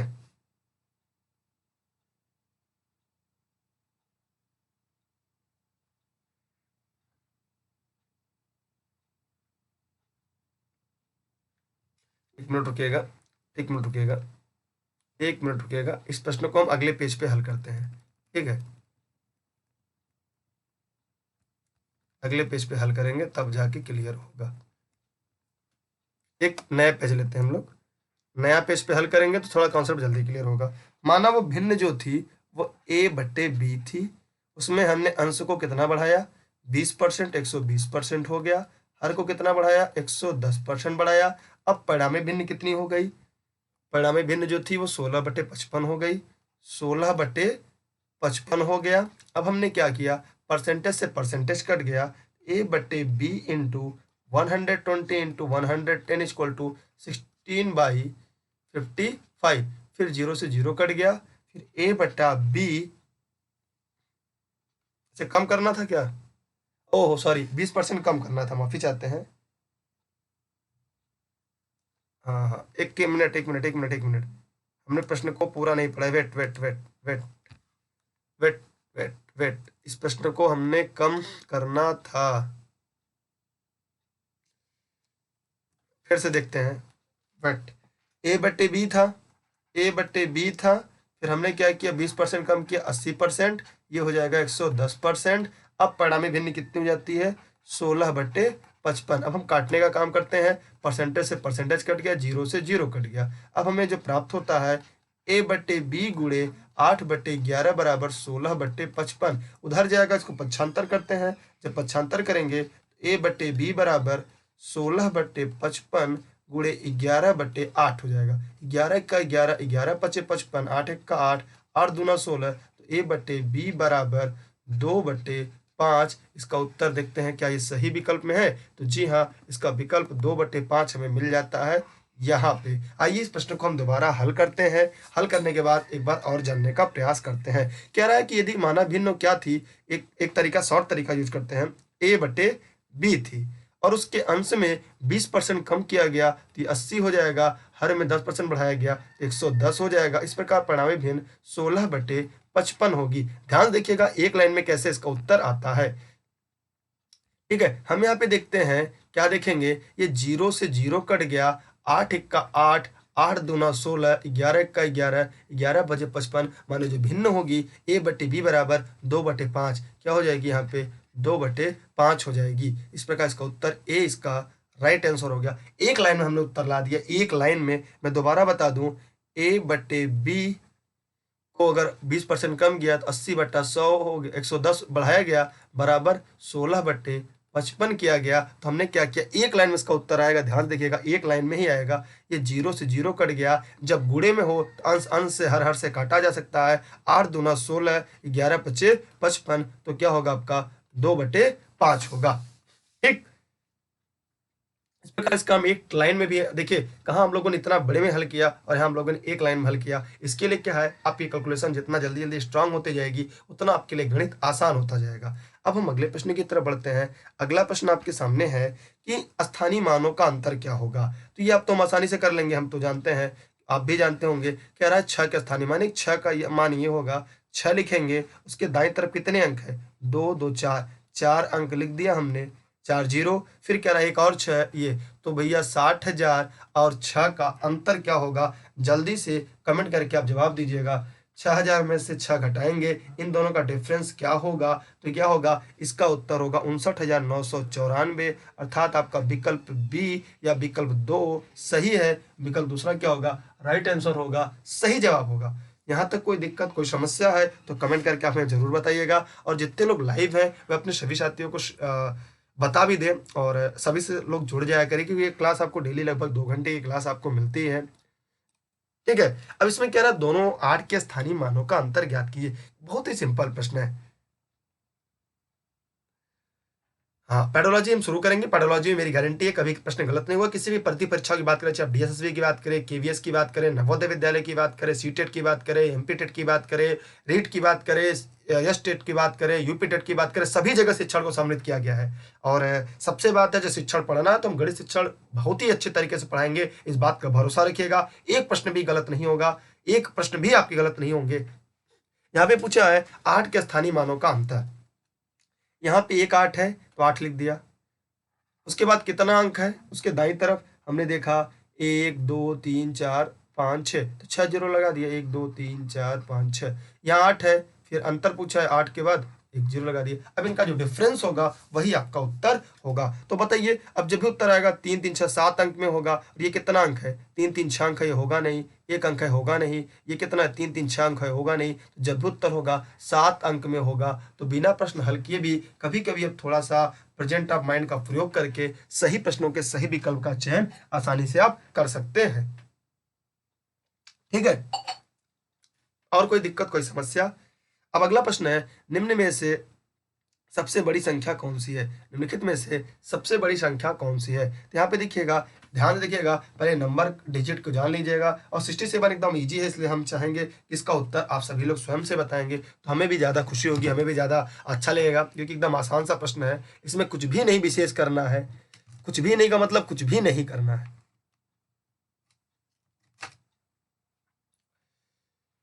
बताइएगा क्या होगा, आराम से जवाब दीजिए, कोई बहुत जल्दबाजी नहीं है। और हम आप लोग से बातें नहीं कर पाएंगे, कारण कि हमें अब सिलेक्शन की बात करनी, हम लोग ये चाहेंगे कि आप लोग बेहतर से बेहतर अंक लेकर आएँ और गणित को आसान बना दिया जाएगा। थोड़ी सी मेहनत करेंगे, गणित वास्तव में बहुत ईजी है। पढ़ लीजिए, पेडोलॉजी गारंटी मेरी है, एक प्रश्न पेडोलॉजी में गलत नहीं होगा। बताइए, सब इसमें बताइए, आप लोग को इसमें समय लग रहा है सबसे बड़ी संख्या में, पहले तो देख लीजिए, डिजिट गिन लीजिएगा, कौन सा डिजिट कम है, कौन सा डिजिट ज्यादा है। तो हमें ये प्राप्त होता है, ये 6 डिजिट है, ठीक। और ये कितनी है, 3 3 6 2 8 2 2 4 2 6 7। ये पहले गलत, ये हो ही नहीं सकता। अब आगे आते हैं, ये सभी 72 के बाद है, ये 72 के बाद 72, 72 के बाद 77, और ये 72 के बाद फिर 27 है। अब आप यहाँ बताइएगा क्या होगा, अंक गिन लीजिएगा, ये 2 2 4 3 7 है, तो इसलिए इसका उत्तर क्या होगा, दूसरा होगा। ठीक है, क्या होगा, 2 होगा विकल्प, इसलिए इसका आंसर क्या होगा, सेकंड इसका आंसर होगा। ठीक, और किसी के मन में कोई प्रश्न आ रहा है? जी हेलो, जी बताइए। ठीक है, तो एक बार आप लोग देख लीजिएगा, इसके पहले जो हम लोगों ने प्रश्न को पढ़ा, यहाँ पे हम लोगों ने देख लिया। फिर हम लोगों ने नियरेस्ट मान की बात की। नियरेस्ट मान का मतलब होता है लगभग में, जो उसके नियर अबाउट हो। तो नियर अबाउट में हमने क्या देखा कि 14,510 है और ये 8,849 है। तो 14,510 का नियरेस्ट वैल्यू क्या होगी, 15,000 होगी। और 8,800 की जो नियरेस्ट वैल्यू होगी, ये देखिए, ये 49 है, ये दहाई की बात कर रहा है, सैकड़े की, तो ये दोनों इसके तरफ आ जाएंगे, तो हो जाएगा 8,800। दोनों का डिफरेंस 6,200 होगा। ठीक, और यहाँ पे हमने इसके बारे में आपको समझा दिया, सन्निकट मान कैसे निकालते हैं। जैसे 67 का क्या होगा, 70, 5 से ज्यादा अगली दहाई की तरफ, 5 से कम इस दहाई की तरफ। 63 का 60 होगा, 77 का 76 आ गया, तो इसका नियरेस्ट वैल्यू क्या होगी, 80 होगी, जिसे लगभग कहते हैं, लगभग की मान। और यहाँ 2 अंक की बात करें, 567 का 600 हो जाएगा, 342 का 300, 50 से ज्यादा है तो अगली तरफ और 49 से कम है तो इस तरफ। ठीक है, इस तरह से नियरेस्ट वैल्यू निकाला। अब अगला है टीवी के मूल्य 31,435 रुपये 50 पैसा है, दोनों का डिफरेंस निकालेंगे। डिफरेंस आपका पहला नंबर सही है, आंसर है, जिन्होंने बताया सही जवाब है 11,696.75 रुपया है इसका विकल्प ए इसका सही जवाब है। जिन्होंने ए बताया है उन सभी के जवाब सही हैं। जरा कमेंट करके बताइएगा आप लोग कितने लोग लाइव हैं, कितने लोग लाइव हैं, कितने लोग लाइव है, जरा कमेंट करके आप हमें जवाब दीजिएगा। एक लोग बस, अच्छा बाद में आप लोग देख लेंगे, चलिए बाद में देख लीजिएगा। अगला प्रश्न है कि 3 किलोमीटर 3 हेक्टोमीटर 5 डेकामीटर 4 सेमी में कुल कितने मीटर होंगे? कमेंट करके जवाब दीजिएगा। ये मापन का प्रश्न है, वैसे आपके सीरीज में आ चुका है तो हल कर लीजिए, क्योंकि इससे क्या होगा, अन्य ढेर सारे कॉन्सेप्ट हैं आपके जो क्लियर हो जाएंगे। तो एक काम करते हैं, सबको हम मीटर में चेंज करते हैं। क्या करते हैं? सबको मीटर में चेंज करते हैं। इसका एक तरीका आपको पता होगा, क्या तरीका है? यहाँ पे लिखते हैं हम लोग milli centi deci, milli centi deci metre, metre deca hecto kilo. तो milli centi deci deca hecto kilo, बहुत सही ने लिखा है, रुक जाइए फिर से लिखते हैं। मिली centi deci metre,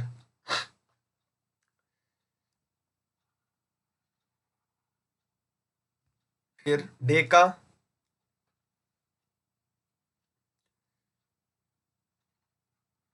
deca hecto kilo. अब देखिए, अगर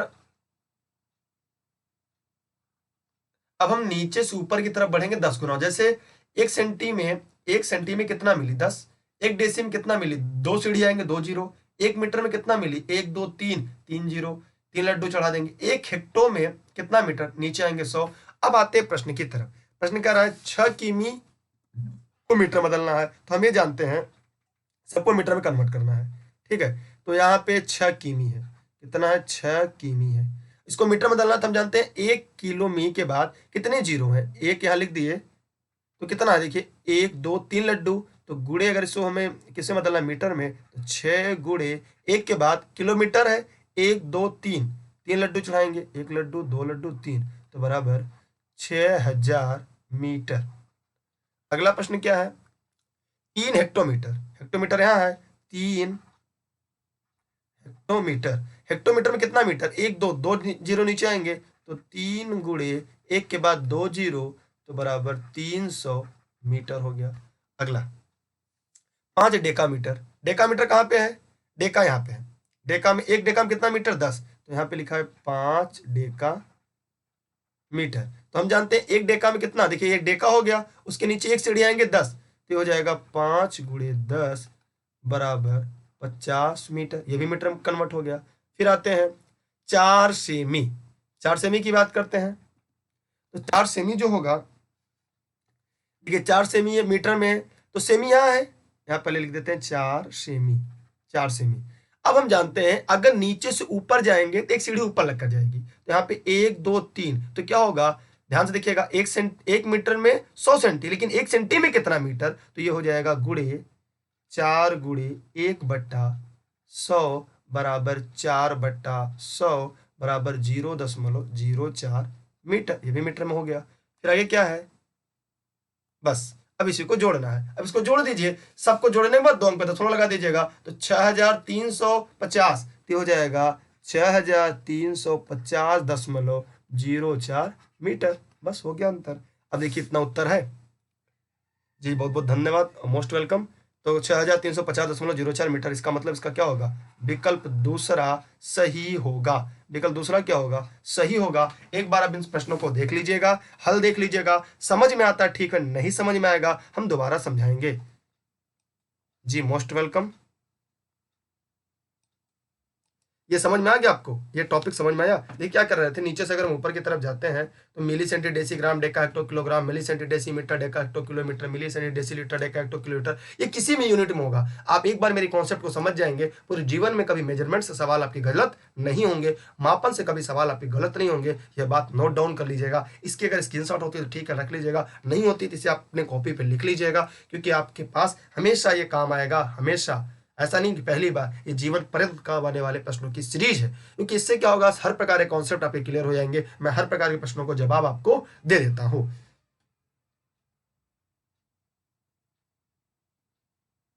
अगर देखिए ऊपर से, देखिए अगर ऊपर से नीचे की तरफ बढ़ेंगे, देखिए ऊपर से नीचे की तरफ, तो क्या होगा, लड्डू बढ़ता जाएगा। 1 किलो में कितना मीटर, 1 2 3, एक के बाद 3 लड्डू। 1 हेक्टो में कितना मीटर, एक के बाद 1 2 2 लड्डू। जितना नीचे आएंगे जय सीढ़ी, उतना लड्डू बढ़ता जाएगा। अगर ऊपर से नीचे जाएंगे सीढ़ी लगेगा, जैसे 1 मिली में कितना सेंटी, ऊपर जा रहे हैं तो 1/10। 1 मिली में कितना डेसी, 1 2, 1/100। 1 मिली में कितना मीटर, 1/1000। ऊपर जितना जाएंगे तो 1/m होगा, और ऊपर से अगर नीचे आएंगे तो केवल केवल क्या होगा, 0 बढ़ता जाएगा। ये सीरीज याद रखिएगा, कभी गलत नहीं होगा। यहाँ मीटर की जगह आप लीटर लिख सकते हैं, तो ये हो जाएगा millilitre, centilitre, decilitre, litre, decalitre, hectolitre, kilolitre. ये ग्राम में भी लिख सकते हैं, अगर ग्राम में पढ़ेंगे तो मिलीग्राम, सेंटीग्राम, डेसीग्राम, ग्राम, डेकाग्राम, हेक्टोग्राम, किलोग्राम, माने किसी भी यूनिट में आप इसे पढ़कर तैयार कर सकते हैं। एक बार खाली याद कर लिया, आपके जीवन पर्यंत काम आ जाएगा, कभी गलत नहीं होगा यहाँ से प्रश्न। इस बात की 110% हमारी गारंटी है, कभी सवाल आपके गलत नहीं होंगे। ये बात नोट कर लीजिएगा आप लोग, ठीक है। आगे बढ़ते हैं अगले प्रश्न की तरफ। अगला प्रश्न है कि 1 से लेकर 45 तक सभी उन विषम संख्याओं जो 3 से विभाजित हो एक आरोही क्रम में रखा जाए तो राशि 6 का क्रम, राशि 6, जो राशि क्रम 6 पर आएगी उसकी संख्या क्या होगी। ये जल्दी से कमेंट करके बताइएगा, बहुत ही मजेदार प्रश्न है आपका।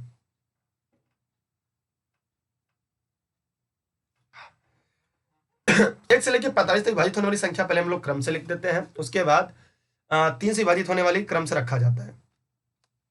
छठे नंबर तक हम लोग को ज्ञात करना है, तो ज्यादा समय बर्बाद नहीं करेंगे। पहला क्या होगा आपका, 3 होगा। वैसे 3 गुणे 6 कर देंगे तो छठे क्या होगा, 18 होगा, लेकिन आइए देख लेते हैं। 3 होगा, 3 2 6, 3 6 9 12 15 18 21 24 27 30 33 36 39 42 45।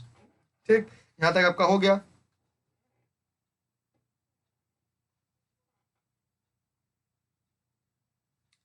अच्छा, 3 से विभाजित हो एक आरोही क्रम में रखा जाए, इसमें से विषम संख्या लिखना है। विषम संख्या कौन कौन सी आई उसको लिख लेते हैं। अब इसमें से विषम संख्या को छांट लेते हैं। विषम संख्या को छाटेंगे तो हमें क्या क्या मिलेगा, आइए उस पर भी देखते हैं। विषम संख्या क्या मिलेगी, पहला 1 2 3 5, 1 2 3 4 5 6 7 8, मतलब इसके विषम संख्या सीरीज क्या क्या मिली, पहला मिला 3, फिर मिला 9, फिर मिला 15, फिर मिला 21, फिर मिला 27, फिर मिला 33, और फिर मिला 39, और फिर मिला 45। जो आपका प्रश्न था, प्रश्न वो था ये छठे नंबर पे 33, छठे नंबर पर 33, इसलिए इसका उत्तर क्या होगा, 33 इसका सही जवाब, क्योंकि विषम संख्या छठे नंबर पर क्या आएगी, इसलिए इसका उत्तर क्या होगा, तीसरा राइट आंसर होगा। एक बार आप लोग समझ लीजिएगा, जिसको नहीं समझ में आएगा हम उसे दोबारा बताएंगे।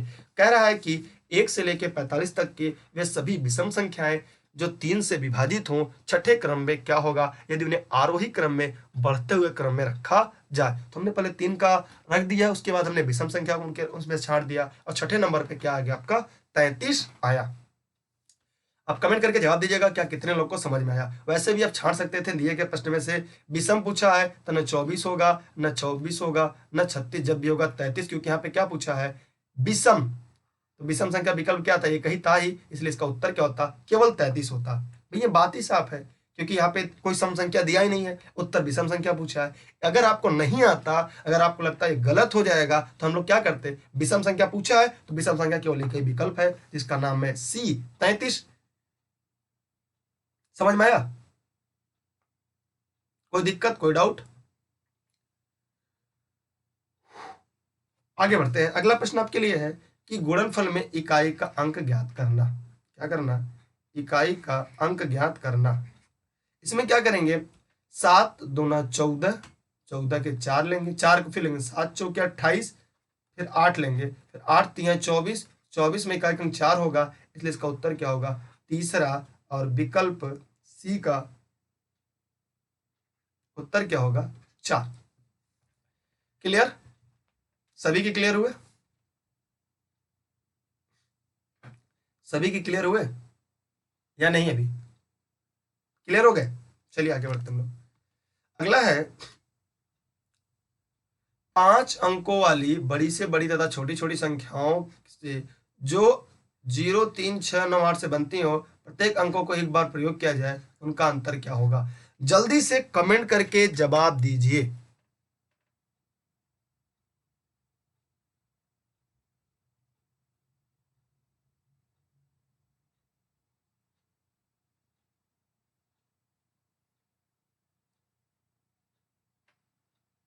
बताइए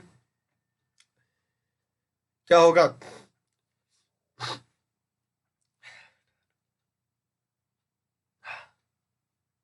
आइए इसका प्रयोग करके हम लोग बड़ी संख्या बनाएंगे। बड़ी संख्या बनाएंगे तो 9 हो जाएगा, 9, 8, 6, 3, 0। छोटी बनाएंगे 3, 0, 6, 8, 9। इनका डिफरेंस निकाल दीजिए।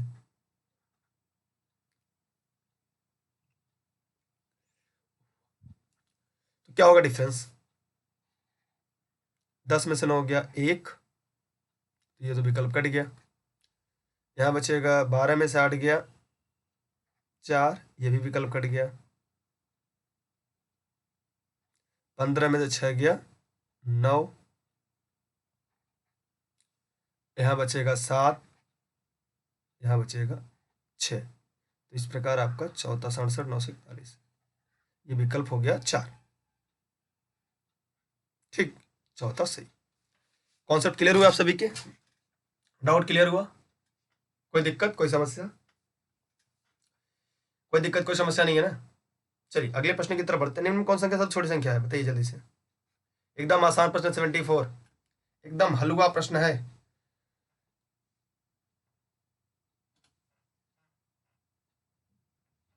एकदम हलवा प्रश्न है।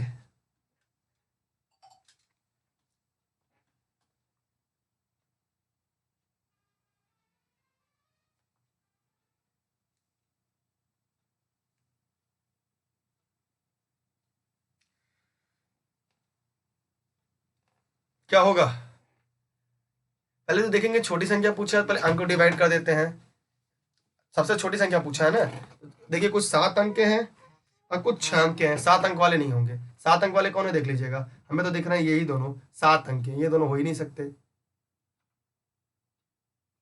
ठीक, और ये लास्ट में 66 है, ये लास्ट में 60 है, सबसे छोटी पूछा है। ये 66 है, ये 60 है, तो कौन होगा बताइए आप लोग, कमेंट करके बताइए भैया, ये 66 है, ये 60 है। ये तो छोटा पूछा है ना, छोटा पूछा है, सबसे छोटी। ये तो 7 अंक है, 6 अंक है, 7 अंक वाला बड़ा हो ही नहीं सकता, 7 अंक वाला बड़ा हो ही नहीं सकता ना। प्रकार क्या होगा, डी। बताइए आप लोग, इतने सरल प्रश्न के लिए इतना समय ले लेते हैं। चौथा अर्थात डी सही है इसका। ठीक है, और किसी कोई डाउट, कोई डाउट किसी को?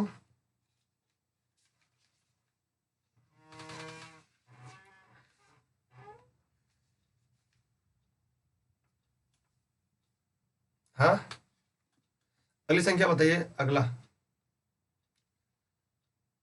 75 5 अंकों की बड़ी से बड़ी सम संख्या जो इतने इतने से बनी तथा प्रत्येक अंक केवल एक बार प्रयोग किया गया, क्या होगा? क्या कह रहा है? सम संख्या। क्या कहा? सम। तो ये विकल्प हो ही नहीं सकता। पहली बात, विकल्प बी निकल गया। तो पहले हम लोग क्या करेंगे? सबसे बड़ी कहा है, सबसे बड़ी वो सम हो तो भैया जीरो लास्ट माना तय है। 8 होगा, 7 होगा, 5 होगा, 3 होगा, 0। 57,530, 57,530 क्या है? बताइए क्या होगा? कौन सा विकल्प होगा?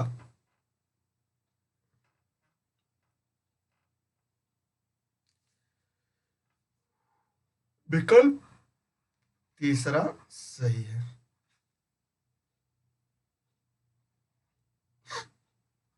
ठीक। अगला है, दिए गए विकल्प में 5 अंकों वाली बड़ी से बड़ी संख्या जो अंक 9630 में से बनाई जा सके।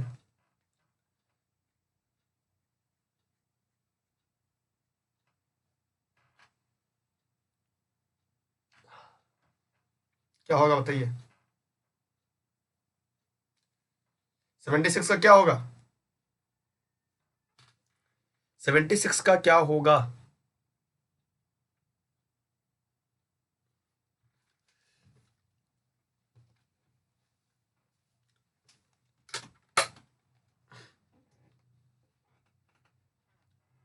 जी हाँ, सही है आपका, सी, 99,630। यही होगा। 9 बनेगा, 6 बनेगा, 3 बनेगा, डब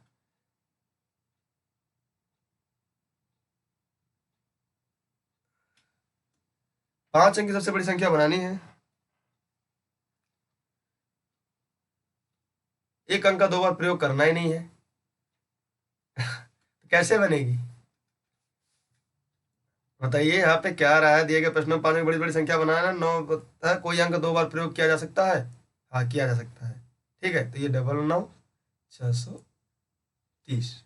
ठीक है, यहाँ प्रयोग किया जा सकता है, यहाँ पे नहीं किया जाने की बात कहा था। अगला प्रश्न है आपके सामने। कर्ण ने परीक्षा में भावना से 10 अंक अधिक प्राप्त किए। ईसा ने भावना से 5 अंक कम प्राप्त किए। कर्ण ने कितने अंक प्राप्त किए जब तीनों अंकों का योग 140 है? ये कमेंट करके जवाब दीजिएगा। देखते सबसे सही जवाब किसका आता है। प्रश्न ऐसे बनेगा, कर्ण ने परीक्षा में भावना से 10 अंक अधिक मिले, ईसा को भावना से 5 अंक मिले, कर्ण को कितने अंक प्राप्त हुए?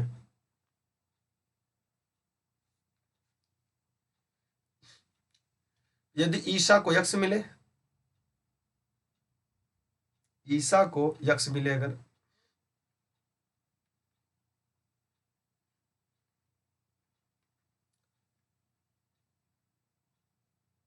ईसा को यक्ष ईसा ने भावना से 5 अंक अधिक प्राप्त, ईसा ने भावना से 5 अंक अधिक प्राप्त किए। बताइए भावना क्या होगा? भावना होंगी यक्स प्लस 5। कर्ण ने परीक्षा में भावना से 10 अंक अधिक प्राप्त किए, तो कर्ण का क्या हो जाएगा? X plus 5 plus 10, x plus 15। यदि तीनों ने 140 अंक प्राप्त किए, आइए देखते हैं। यक्स ईसा हो गई, यक्स प्लस 5 भावना हो गई, यक्स प्लस 15 कर्ण हो गए, तीनों मिलकर 140 अंक प्राप्त किए। इसका पूछा है इसमें, कर्ण, कर्ण का पूछा है, माने एक्स प्लस 15 वाले का पूछा है।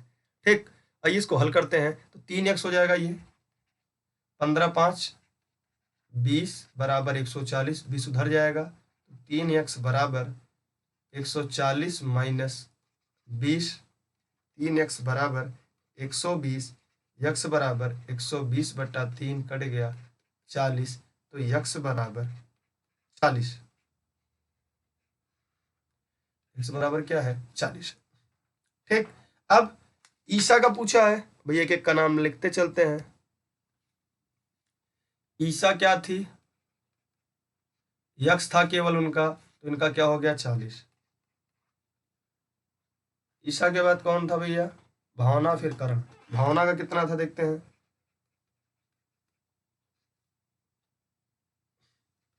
40 प्लस 5, 45।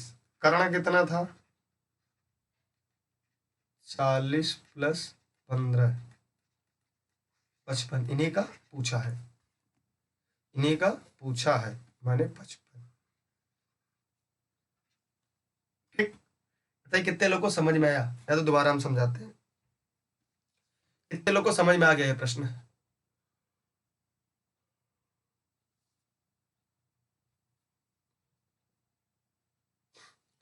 कितने लोग को ये प्रश्न की सीरीज समझ में आई? जल्दी से कमेंट करके बताइए कितने लोग को समझ में आई प्रश्नों की सीरीज। आ गई? चलिए, अगला प्रश्न हमने बताया, अगर हमारी वीडियो रेगुलर देख रहे होंगे आप इस प्रश्न का जवाब तुरंत दे देंगे। इसका विस्तारित रूप क्या होगा? पहले होगा, कमेंट करके बताइए, अगर आप रेगुलर इस वीडियो को मेरी देख रहे होंगे, इस प्रश्न का जवाब चंद सेकंड में देंगे। अगर हम इसको लिखना चाहें भिन्न, ये हो जाएगा 8 0 80 की जगह 88.885, ये है ही नहीं सकता। ये लिखेंगे 8808.885। ये अगर इसको लिखेंगे तो 8808.885। इसको लिखेंगे 8808.88। इसमें पूछा ये किस में मिला? ये मिला आपको विकल्प बी में। हमने ट्रिक एकदम पढ़ाई है, अगर आप वीडियो रेगुलर देख रहे होंगे आपको ये पता होगा। इसका आंसर क्या होगा? बी इसका राइट आंसर है, बी इसका सही जवाब है। अगर आप रेगुलर देख रहे होंगे वीडियो, आप तुरंत कर लेंगे। देख रहे हैं यहाँ पे आ गया ना, 8808.885। कोई डाउट?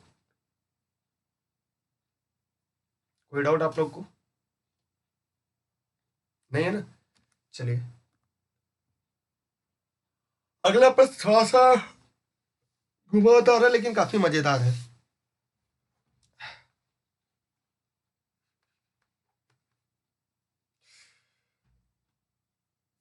कह रहा है कि एक बस कुछ निश्चित यात्रियों को लेकर चली। प्रथम स्थान पर आधे यात्री बस से उतर गए, 35 यात्री चढ़े। दूसरे स्थान पर 1/5 यात्री उतरे, 40 यात्री बस पर चढ़े। तब बस 80 यात्रियों को लेकर बिना रुके अपने गंतव्य तक चली। मूल में कितने यात्री थे? पहले उसमें कितने यात्री थे? जरा से पहले आप लोग हल करिएगा, कमेंट करिएगा, नहीं आएगा तब हम बताएंगे।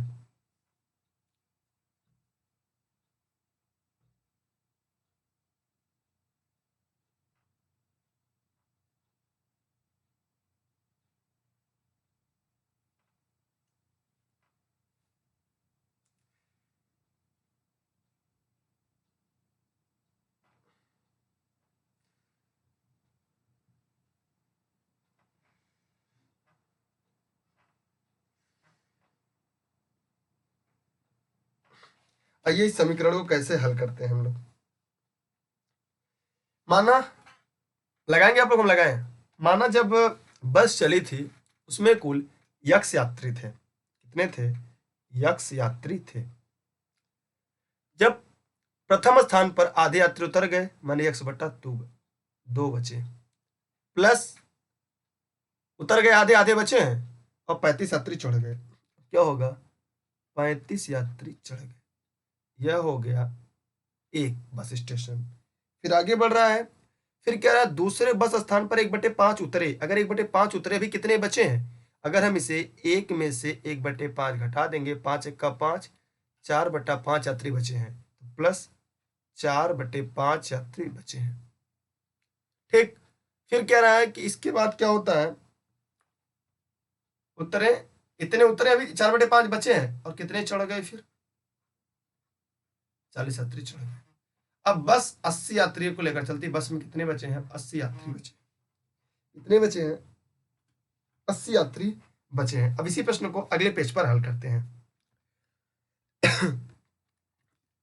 कह रहा है कि एक बस अपने गंतव्य स्थान पर चलती है, पहले स्टेशन पहुंचती है, उसमें 1/2 यात्री, आधे यात्री उतर जाते हैं, और फिर उसमें 35 यात्री चढ़ते हैं। अगले बस पर जाती है तो वहां पे 1/5 उतरते हैं, 4/5 शेष रहते हैं तथा साथ ही साथ उसमें 40 यात्री और चढ़ जाते हैं। 40 यात्री और चढ़ जाते हैं। इस प्रकार बस में कुल 80 यात्री बसते हैं। ठीक, बस अब गंतव्य की तरफ चलती है। तो ये हो जाएगा x+2 + 35, मान लीजिए एक डब्बे में था, ये भी एक डब्बे में रहेगा, तो x + 35 + 4/5 बराबर 80 - 40। ठीक, 40 हो गया। तो फिर कितना होगा, x+2 + 35 + 4/5 बराबर 40। अब 35 उधर चला जाएगा तो x/2 + 4/5 बराबर 40 - 35। फिर क्या बचेगा, x+2 + 4/5 बराबर 50, 40 में 35 क्या बचाएगा, 5। अब इसको और आगे हल करते हैं हम लोग। अब इसके आगे हम लोग यहाँ हल करेंगे तो बचेगा x/2 बराबर 5 - 4/5। x/2 बराबर 5 × 5 = 25, 25 में से नहीं नहीं, यहाँ पे एक गलती हुई थी, रुक जाइए, यहाँ पे गलती हमसे हो गई थी। क्या हुई थी कि दूसरे बस पे इतने यात्री उतरे, इतने यात्री चढ़ गए। दूसरे यात्री पर स्थान पर 1/5 यात्री उतरे, ये गुणांक होगा। तो एक मिनट रुकिएगा, यहाँ पे हमने एक गलती किया था। गलती ये हुआ था, यहाँ पे गुणा होगा ना, यहाँ पे गुणा होगा, ये स्थान थे ना, ये गुणा होगा, ये गुणा होगा। ठीक है, यहाँ पे क्या होगा, ये गुणा होगा। तो इसका मतलब, एक मिनट रुकिएगा, थोड़ा सा समय हम आपका लेंगे।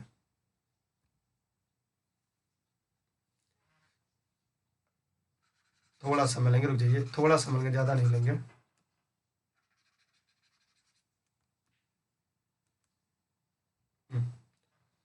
फिर रुक जाइए, एक मिनट, पूरा हल ही कर देते हैं ना, दोबारा दोबारा हल कर दे रहे हैं, एक मिनट, दोबारा हल कर दे रहे हैं। पहला क्या था, एक बस यात्रियों को लेकर चलती है, एक स्टॉप पर पहुंचती है, आधे यात्रियों को उतार देती है, मैंने उसके पास 6/2 बसते हैं और 35 यात्री चढ़ जाते हैं।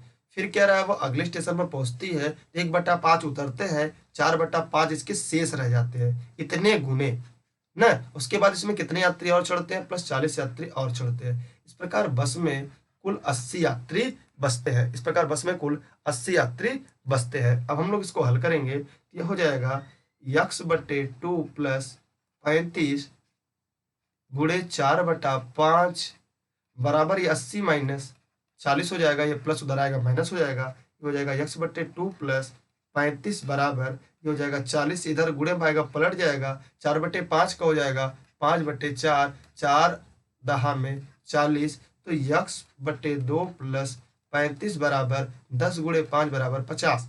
ये 5 उधर जाएगा तो x/2 बराबर 50 - 35। तो यहाँ पे आइए, फिर हमने देखा कि x/2 बराबर 15, तो x बराबर 15 × 2, तो x बराबर बस 30 यात्रियों को लेकर अपने गंतव्य स्थान से चली थी, इसलिए इसका उत्तर क्या होगा, 30 यात्री होगा। आइए इस प्रश्न को एक बार हम दोबारा पढ़कर समझाते हैं। कह रहा है, एक बस कुछ निश्चित यात्रियों को लेकर अपने स्थान चली। प्रथम स्थान पर उसके पास जितने भी थे, अगर यक्स थे, उसमें से 1/2 उतर गए, तो x/2 तो उसके पास कितने बचते, x/2 बचते हैं। कह रहा है साथ ही साथ 35 यात्री चढ़ गए, तो 35 यात्री इसमें चढ़ गए, तो x/2 + 35 यात्री हो गए एक बस स्टेशन। अगले बस स्टेशन जाता है, 1/2 यात्री ये हिस्सा है, 1/2 यात्री उतरे, अगर 1/2 उतरे तभी उस बस में कितने चढ़े हैं, एक में से 1/5 उतारेंगे, 4/5 यात्री अभी उस बस पे चढ़े हैं, तो गुणा होगा, प्लस 40 यात्री और चढ़ गए, प्लस 40 व्यक्ति इसमें चढ़ गए, अब 80 व्यक्ति बचे हैं। इसी समीकरण को हम लोगों ने सॉल्व किया, x बराबर 30 मिला। इस प्रकार दिए गए जो प्रश्न का उत्तर होगा वो क्या होगा, 30 इसका राइट आंसर होगा। 30 क्या होगा इसका राइट आंसर, 30 इसका सही जवाब होगा। एनी डाउट किसी के मन में आया हो तो पहले पूछ लें, ताकि तब हम अगले प्रश्न की तरफ बढ़े। कोई सवाल आपके मन में आया हो, कोई डाउट आपके मन में हो तो आप पूछ सकते हैं पहले। कौन कौन लाइव है जरा कमेंट करके बताइएगा।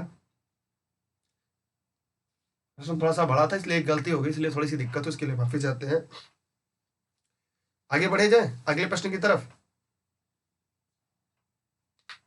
हाँ आगे बढ़े, चलिए थैंक यू सभी का। अगले प्रश्न की तरफ बढ़ते हैं हम लोग। अगला प्रश्न है प्रश्न नंबर 80 में सत्य कथन की पहचान करिएगा। प्रश्न नंबर 80 में आप लोग को सत्य कथन की पहचान करना है। उम्मीद करते हैं आप सभी लोग इस प्रश्न को हल कर लेंगे।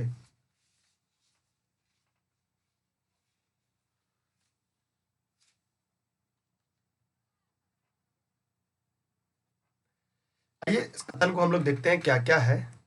कह रहा है एक अपरिमेय संख्या एक वास्तविक संख्या जिसे साधारण भिन्नों के रूप में लिखा सकता, जी नहीं, अपरिमेय संख्या को साधारण भिन्न के रूप में नहीं लिखा जाता, ये गलत।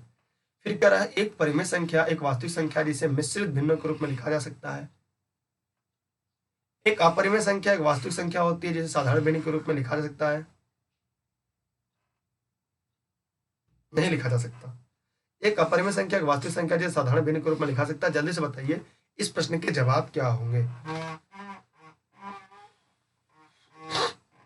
कमेंट करके बताइए क्या होगा। एक परिमेय संख्या एक वास्तविक संख्या, वास्तविक संख्या में परिमेय अपरिमेय दोनों आते इसलिए ये भी गलत। जो लोग विकल्प दो बता रहे हैं गलत, ए वाले भी गलत। यहाँ पे विकल्प तीसरा सही है। एक अपरिमेय संख्या एक वास्तविक संख्या होती है, सही बात, क्योंकि परिमेय वास्तविक जो होती है वो परिमेय और अपरिमेय दोनों होती है, जिससे साधारण भिन्न के रूप में नहीं लिखा जा सकता है, तभी तो अपरिमेय है। अगर भिन्न के रूप में लिखा जा सकता तो परिमेय न हो जाती। इसलिए इसका विकल्प क्या है, तीसरा सही है। तीसरा सही है, क्योंकि जब भिन्न के रूप में लिख देते तो परिमेय हो गई, अपरिमेय रहा ही कहां गया। ठीक है, समझ में आया आप लोग को? कोई डाउट, कोई समस्या नहीं है ना? बताइए आप लोग। ठीक है, आगे बढ़े अगले प्रश्न की तरफ। यहाँ कोई डाउट नहीं है ना? डाउट हो तो बता दीजिएगा। अगला है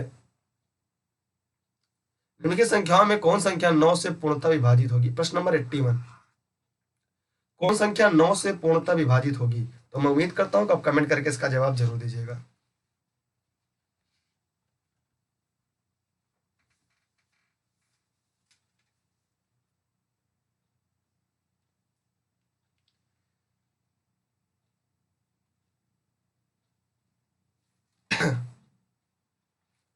क्या होगा चेक कर लीजिए ना भैया, पहले यही चेक कर लीजिए, विकल्प भी चेक कर लेते हैं हम लोग। क्या करें, यहां जाएंगे।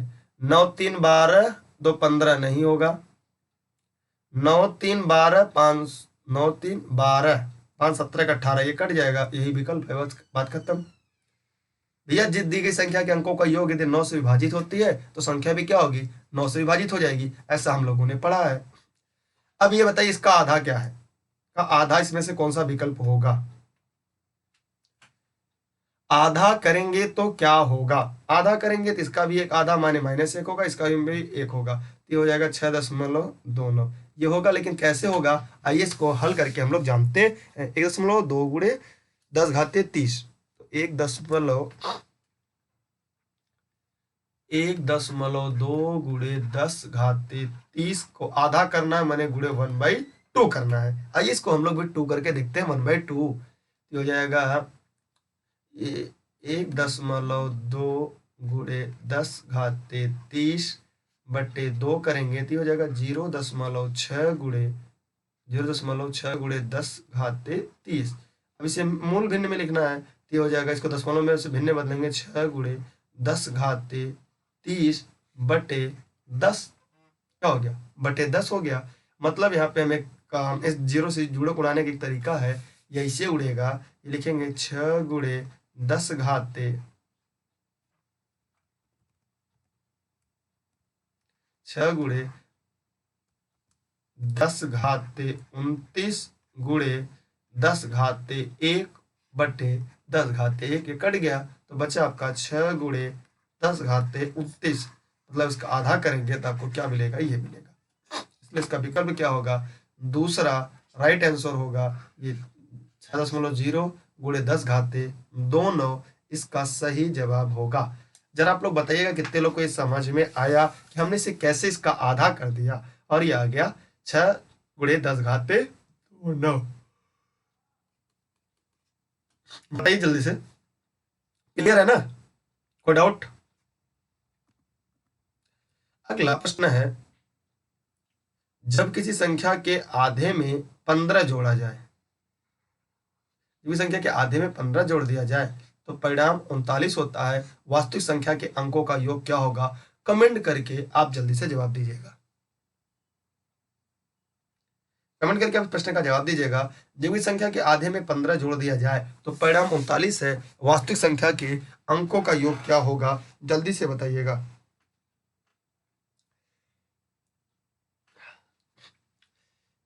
भैया मानव संख्या यक्स थी, यक्स के आधा में, जब हम यहाँ यक्स के आधा में 15 जोड़ते हैं संख्या क्या हो जाती है? 39 हो जाती है। 15 उधर ले जाएंगे तो यक्स बटे 2 बराबर 39 माइनस 15, तो कितना हो जाएगा? 39 15 गया 24।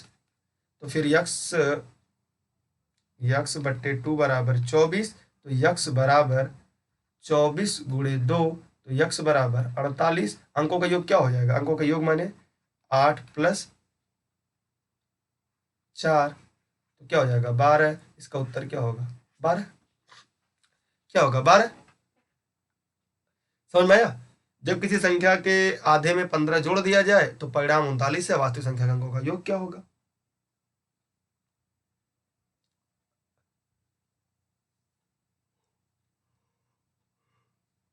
क्या होगा बताइए?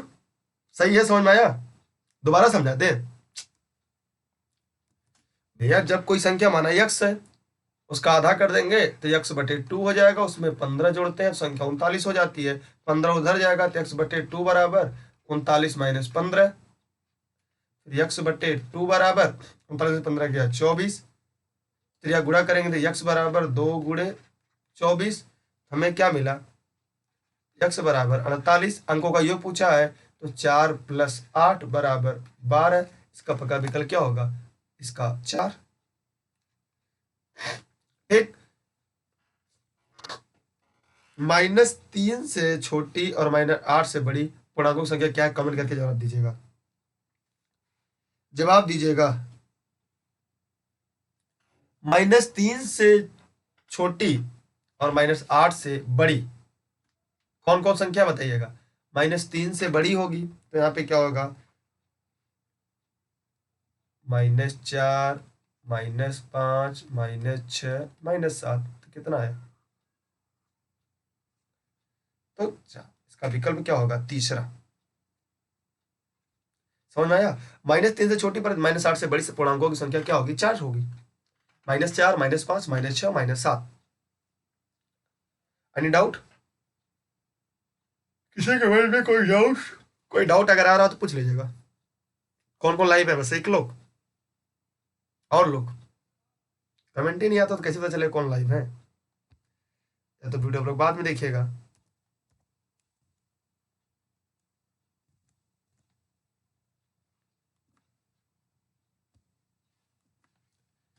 अगला प्रश्न है, निम्नलिखित में से कौन सा कथन असत्य है? कौन सा कथन असत्य है माने गलत है?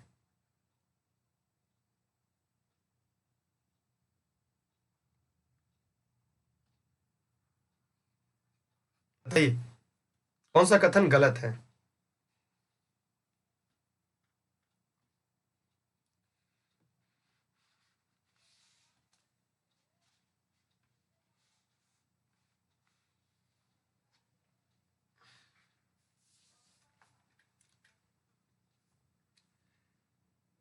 देखिए, दो पूर्णांकों का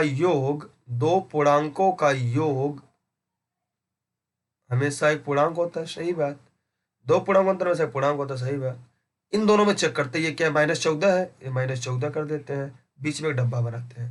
ये -8 है, कोष्टक तोड़ेंगे तो हो जाएगा +7 बराबर क्या हो जाएगा? -1। तो -14 बीच में डब्बा है, -1 बड़ा कौन है? ये है इधर वाला। इसमें एक चिन्ह इधर, इसका मतलब ये गलत है। ये चिन्ह ये गलत है। ये चिन्ह जो है वो गलत है। ये गलत है तो सही है क्योंकि गलत पूछा है। तीसरा ये सही है, ये -5 है, ये -2 है, ये हो जाएगा -7। -7 बड़ा है किससे? -8 से, सही है। इसका उत्तर क्या होगा? तीसरा। ठीक है, जो गलत है वही सही है। अगला है, एक संख्या का 2/5वां भाग संख्या के 1/3 भाग से 2 बड़ा है, संख्या क्या है? कमेंट करके बताइएगा। संख्या का 2/5 भाग माने 2/5 यक्स क्या करता है? उसके 1/3 से 2 बड़ा है, माने 1/3 यक्स प्लस 2 बड़ा है। तो यक्स की वैल्यू निकालिए, यक्स की वैल्यू क्या होगी? ये नए पेज पे निकालते हैं। 2/5 यक्स, 2/5 यक्स, 2/5 यक्स बराबर 1/3 यक्स से 2 बड़ा है, प्लस 2 है। अच्छा भैया, इनको इधर लाया जाए ना। 3/5 यक्स में से -1/3 यक्स घटाएंगे तो बराबर क्या बचेगा? इधर 2 ही बचेगा ना, 2 बचेगा। एलसीएम इसका 15 होगा। 5 तिया 15 तो 3 3 9 यक्स, 3 पचे 15 तो यहाँ हो जाएगा 5 यक्स बराबर 2। 9 में से 5 यक्स गया, 4 यक्स बटे 15 बराबर 2। तिरा गुणा करेंगे इधर चला जाएगा तो हो जाएगा 4 यक्स बराबर 15 गुणे 2, यक्स बराबर 15 गुणे 2/4, 2 का 2, 2 दूना 4, यक्स बराबर 15/2, 15/2।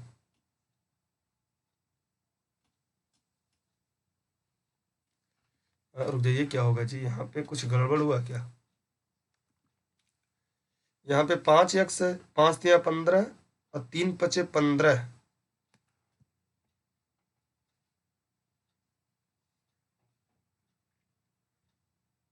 ओह, यहाँ पे 2 है ना, 2 है, सॉरी, यहाँ पे 2 है, यहाँ पे 2 है।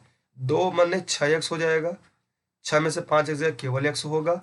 रुक जाइए, थोड़ा सा गलती हो जाता है हमसे, सवाल गलत लिख देते हैं। सवाल गलत लिख देते हैं तो फिर गलती हो जाती है। था ये 2/5 यक्स बराबर 1/3 यक्स प्लस 2। ठीक, इसी को हल करना है। ये हो जाएगा 2/5 यक्स, इधर आएगा तो ये हो जाएगा 1/3 यक्स बराबर 2, बराबर 2। इसका एलसीएम होगा 15। 3 पचे 15, 2 तिहाई 6 यक्स माइनस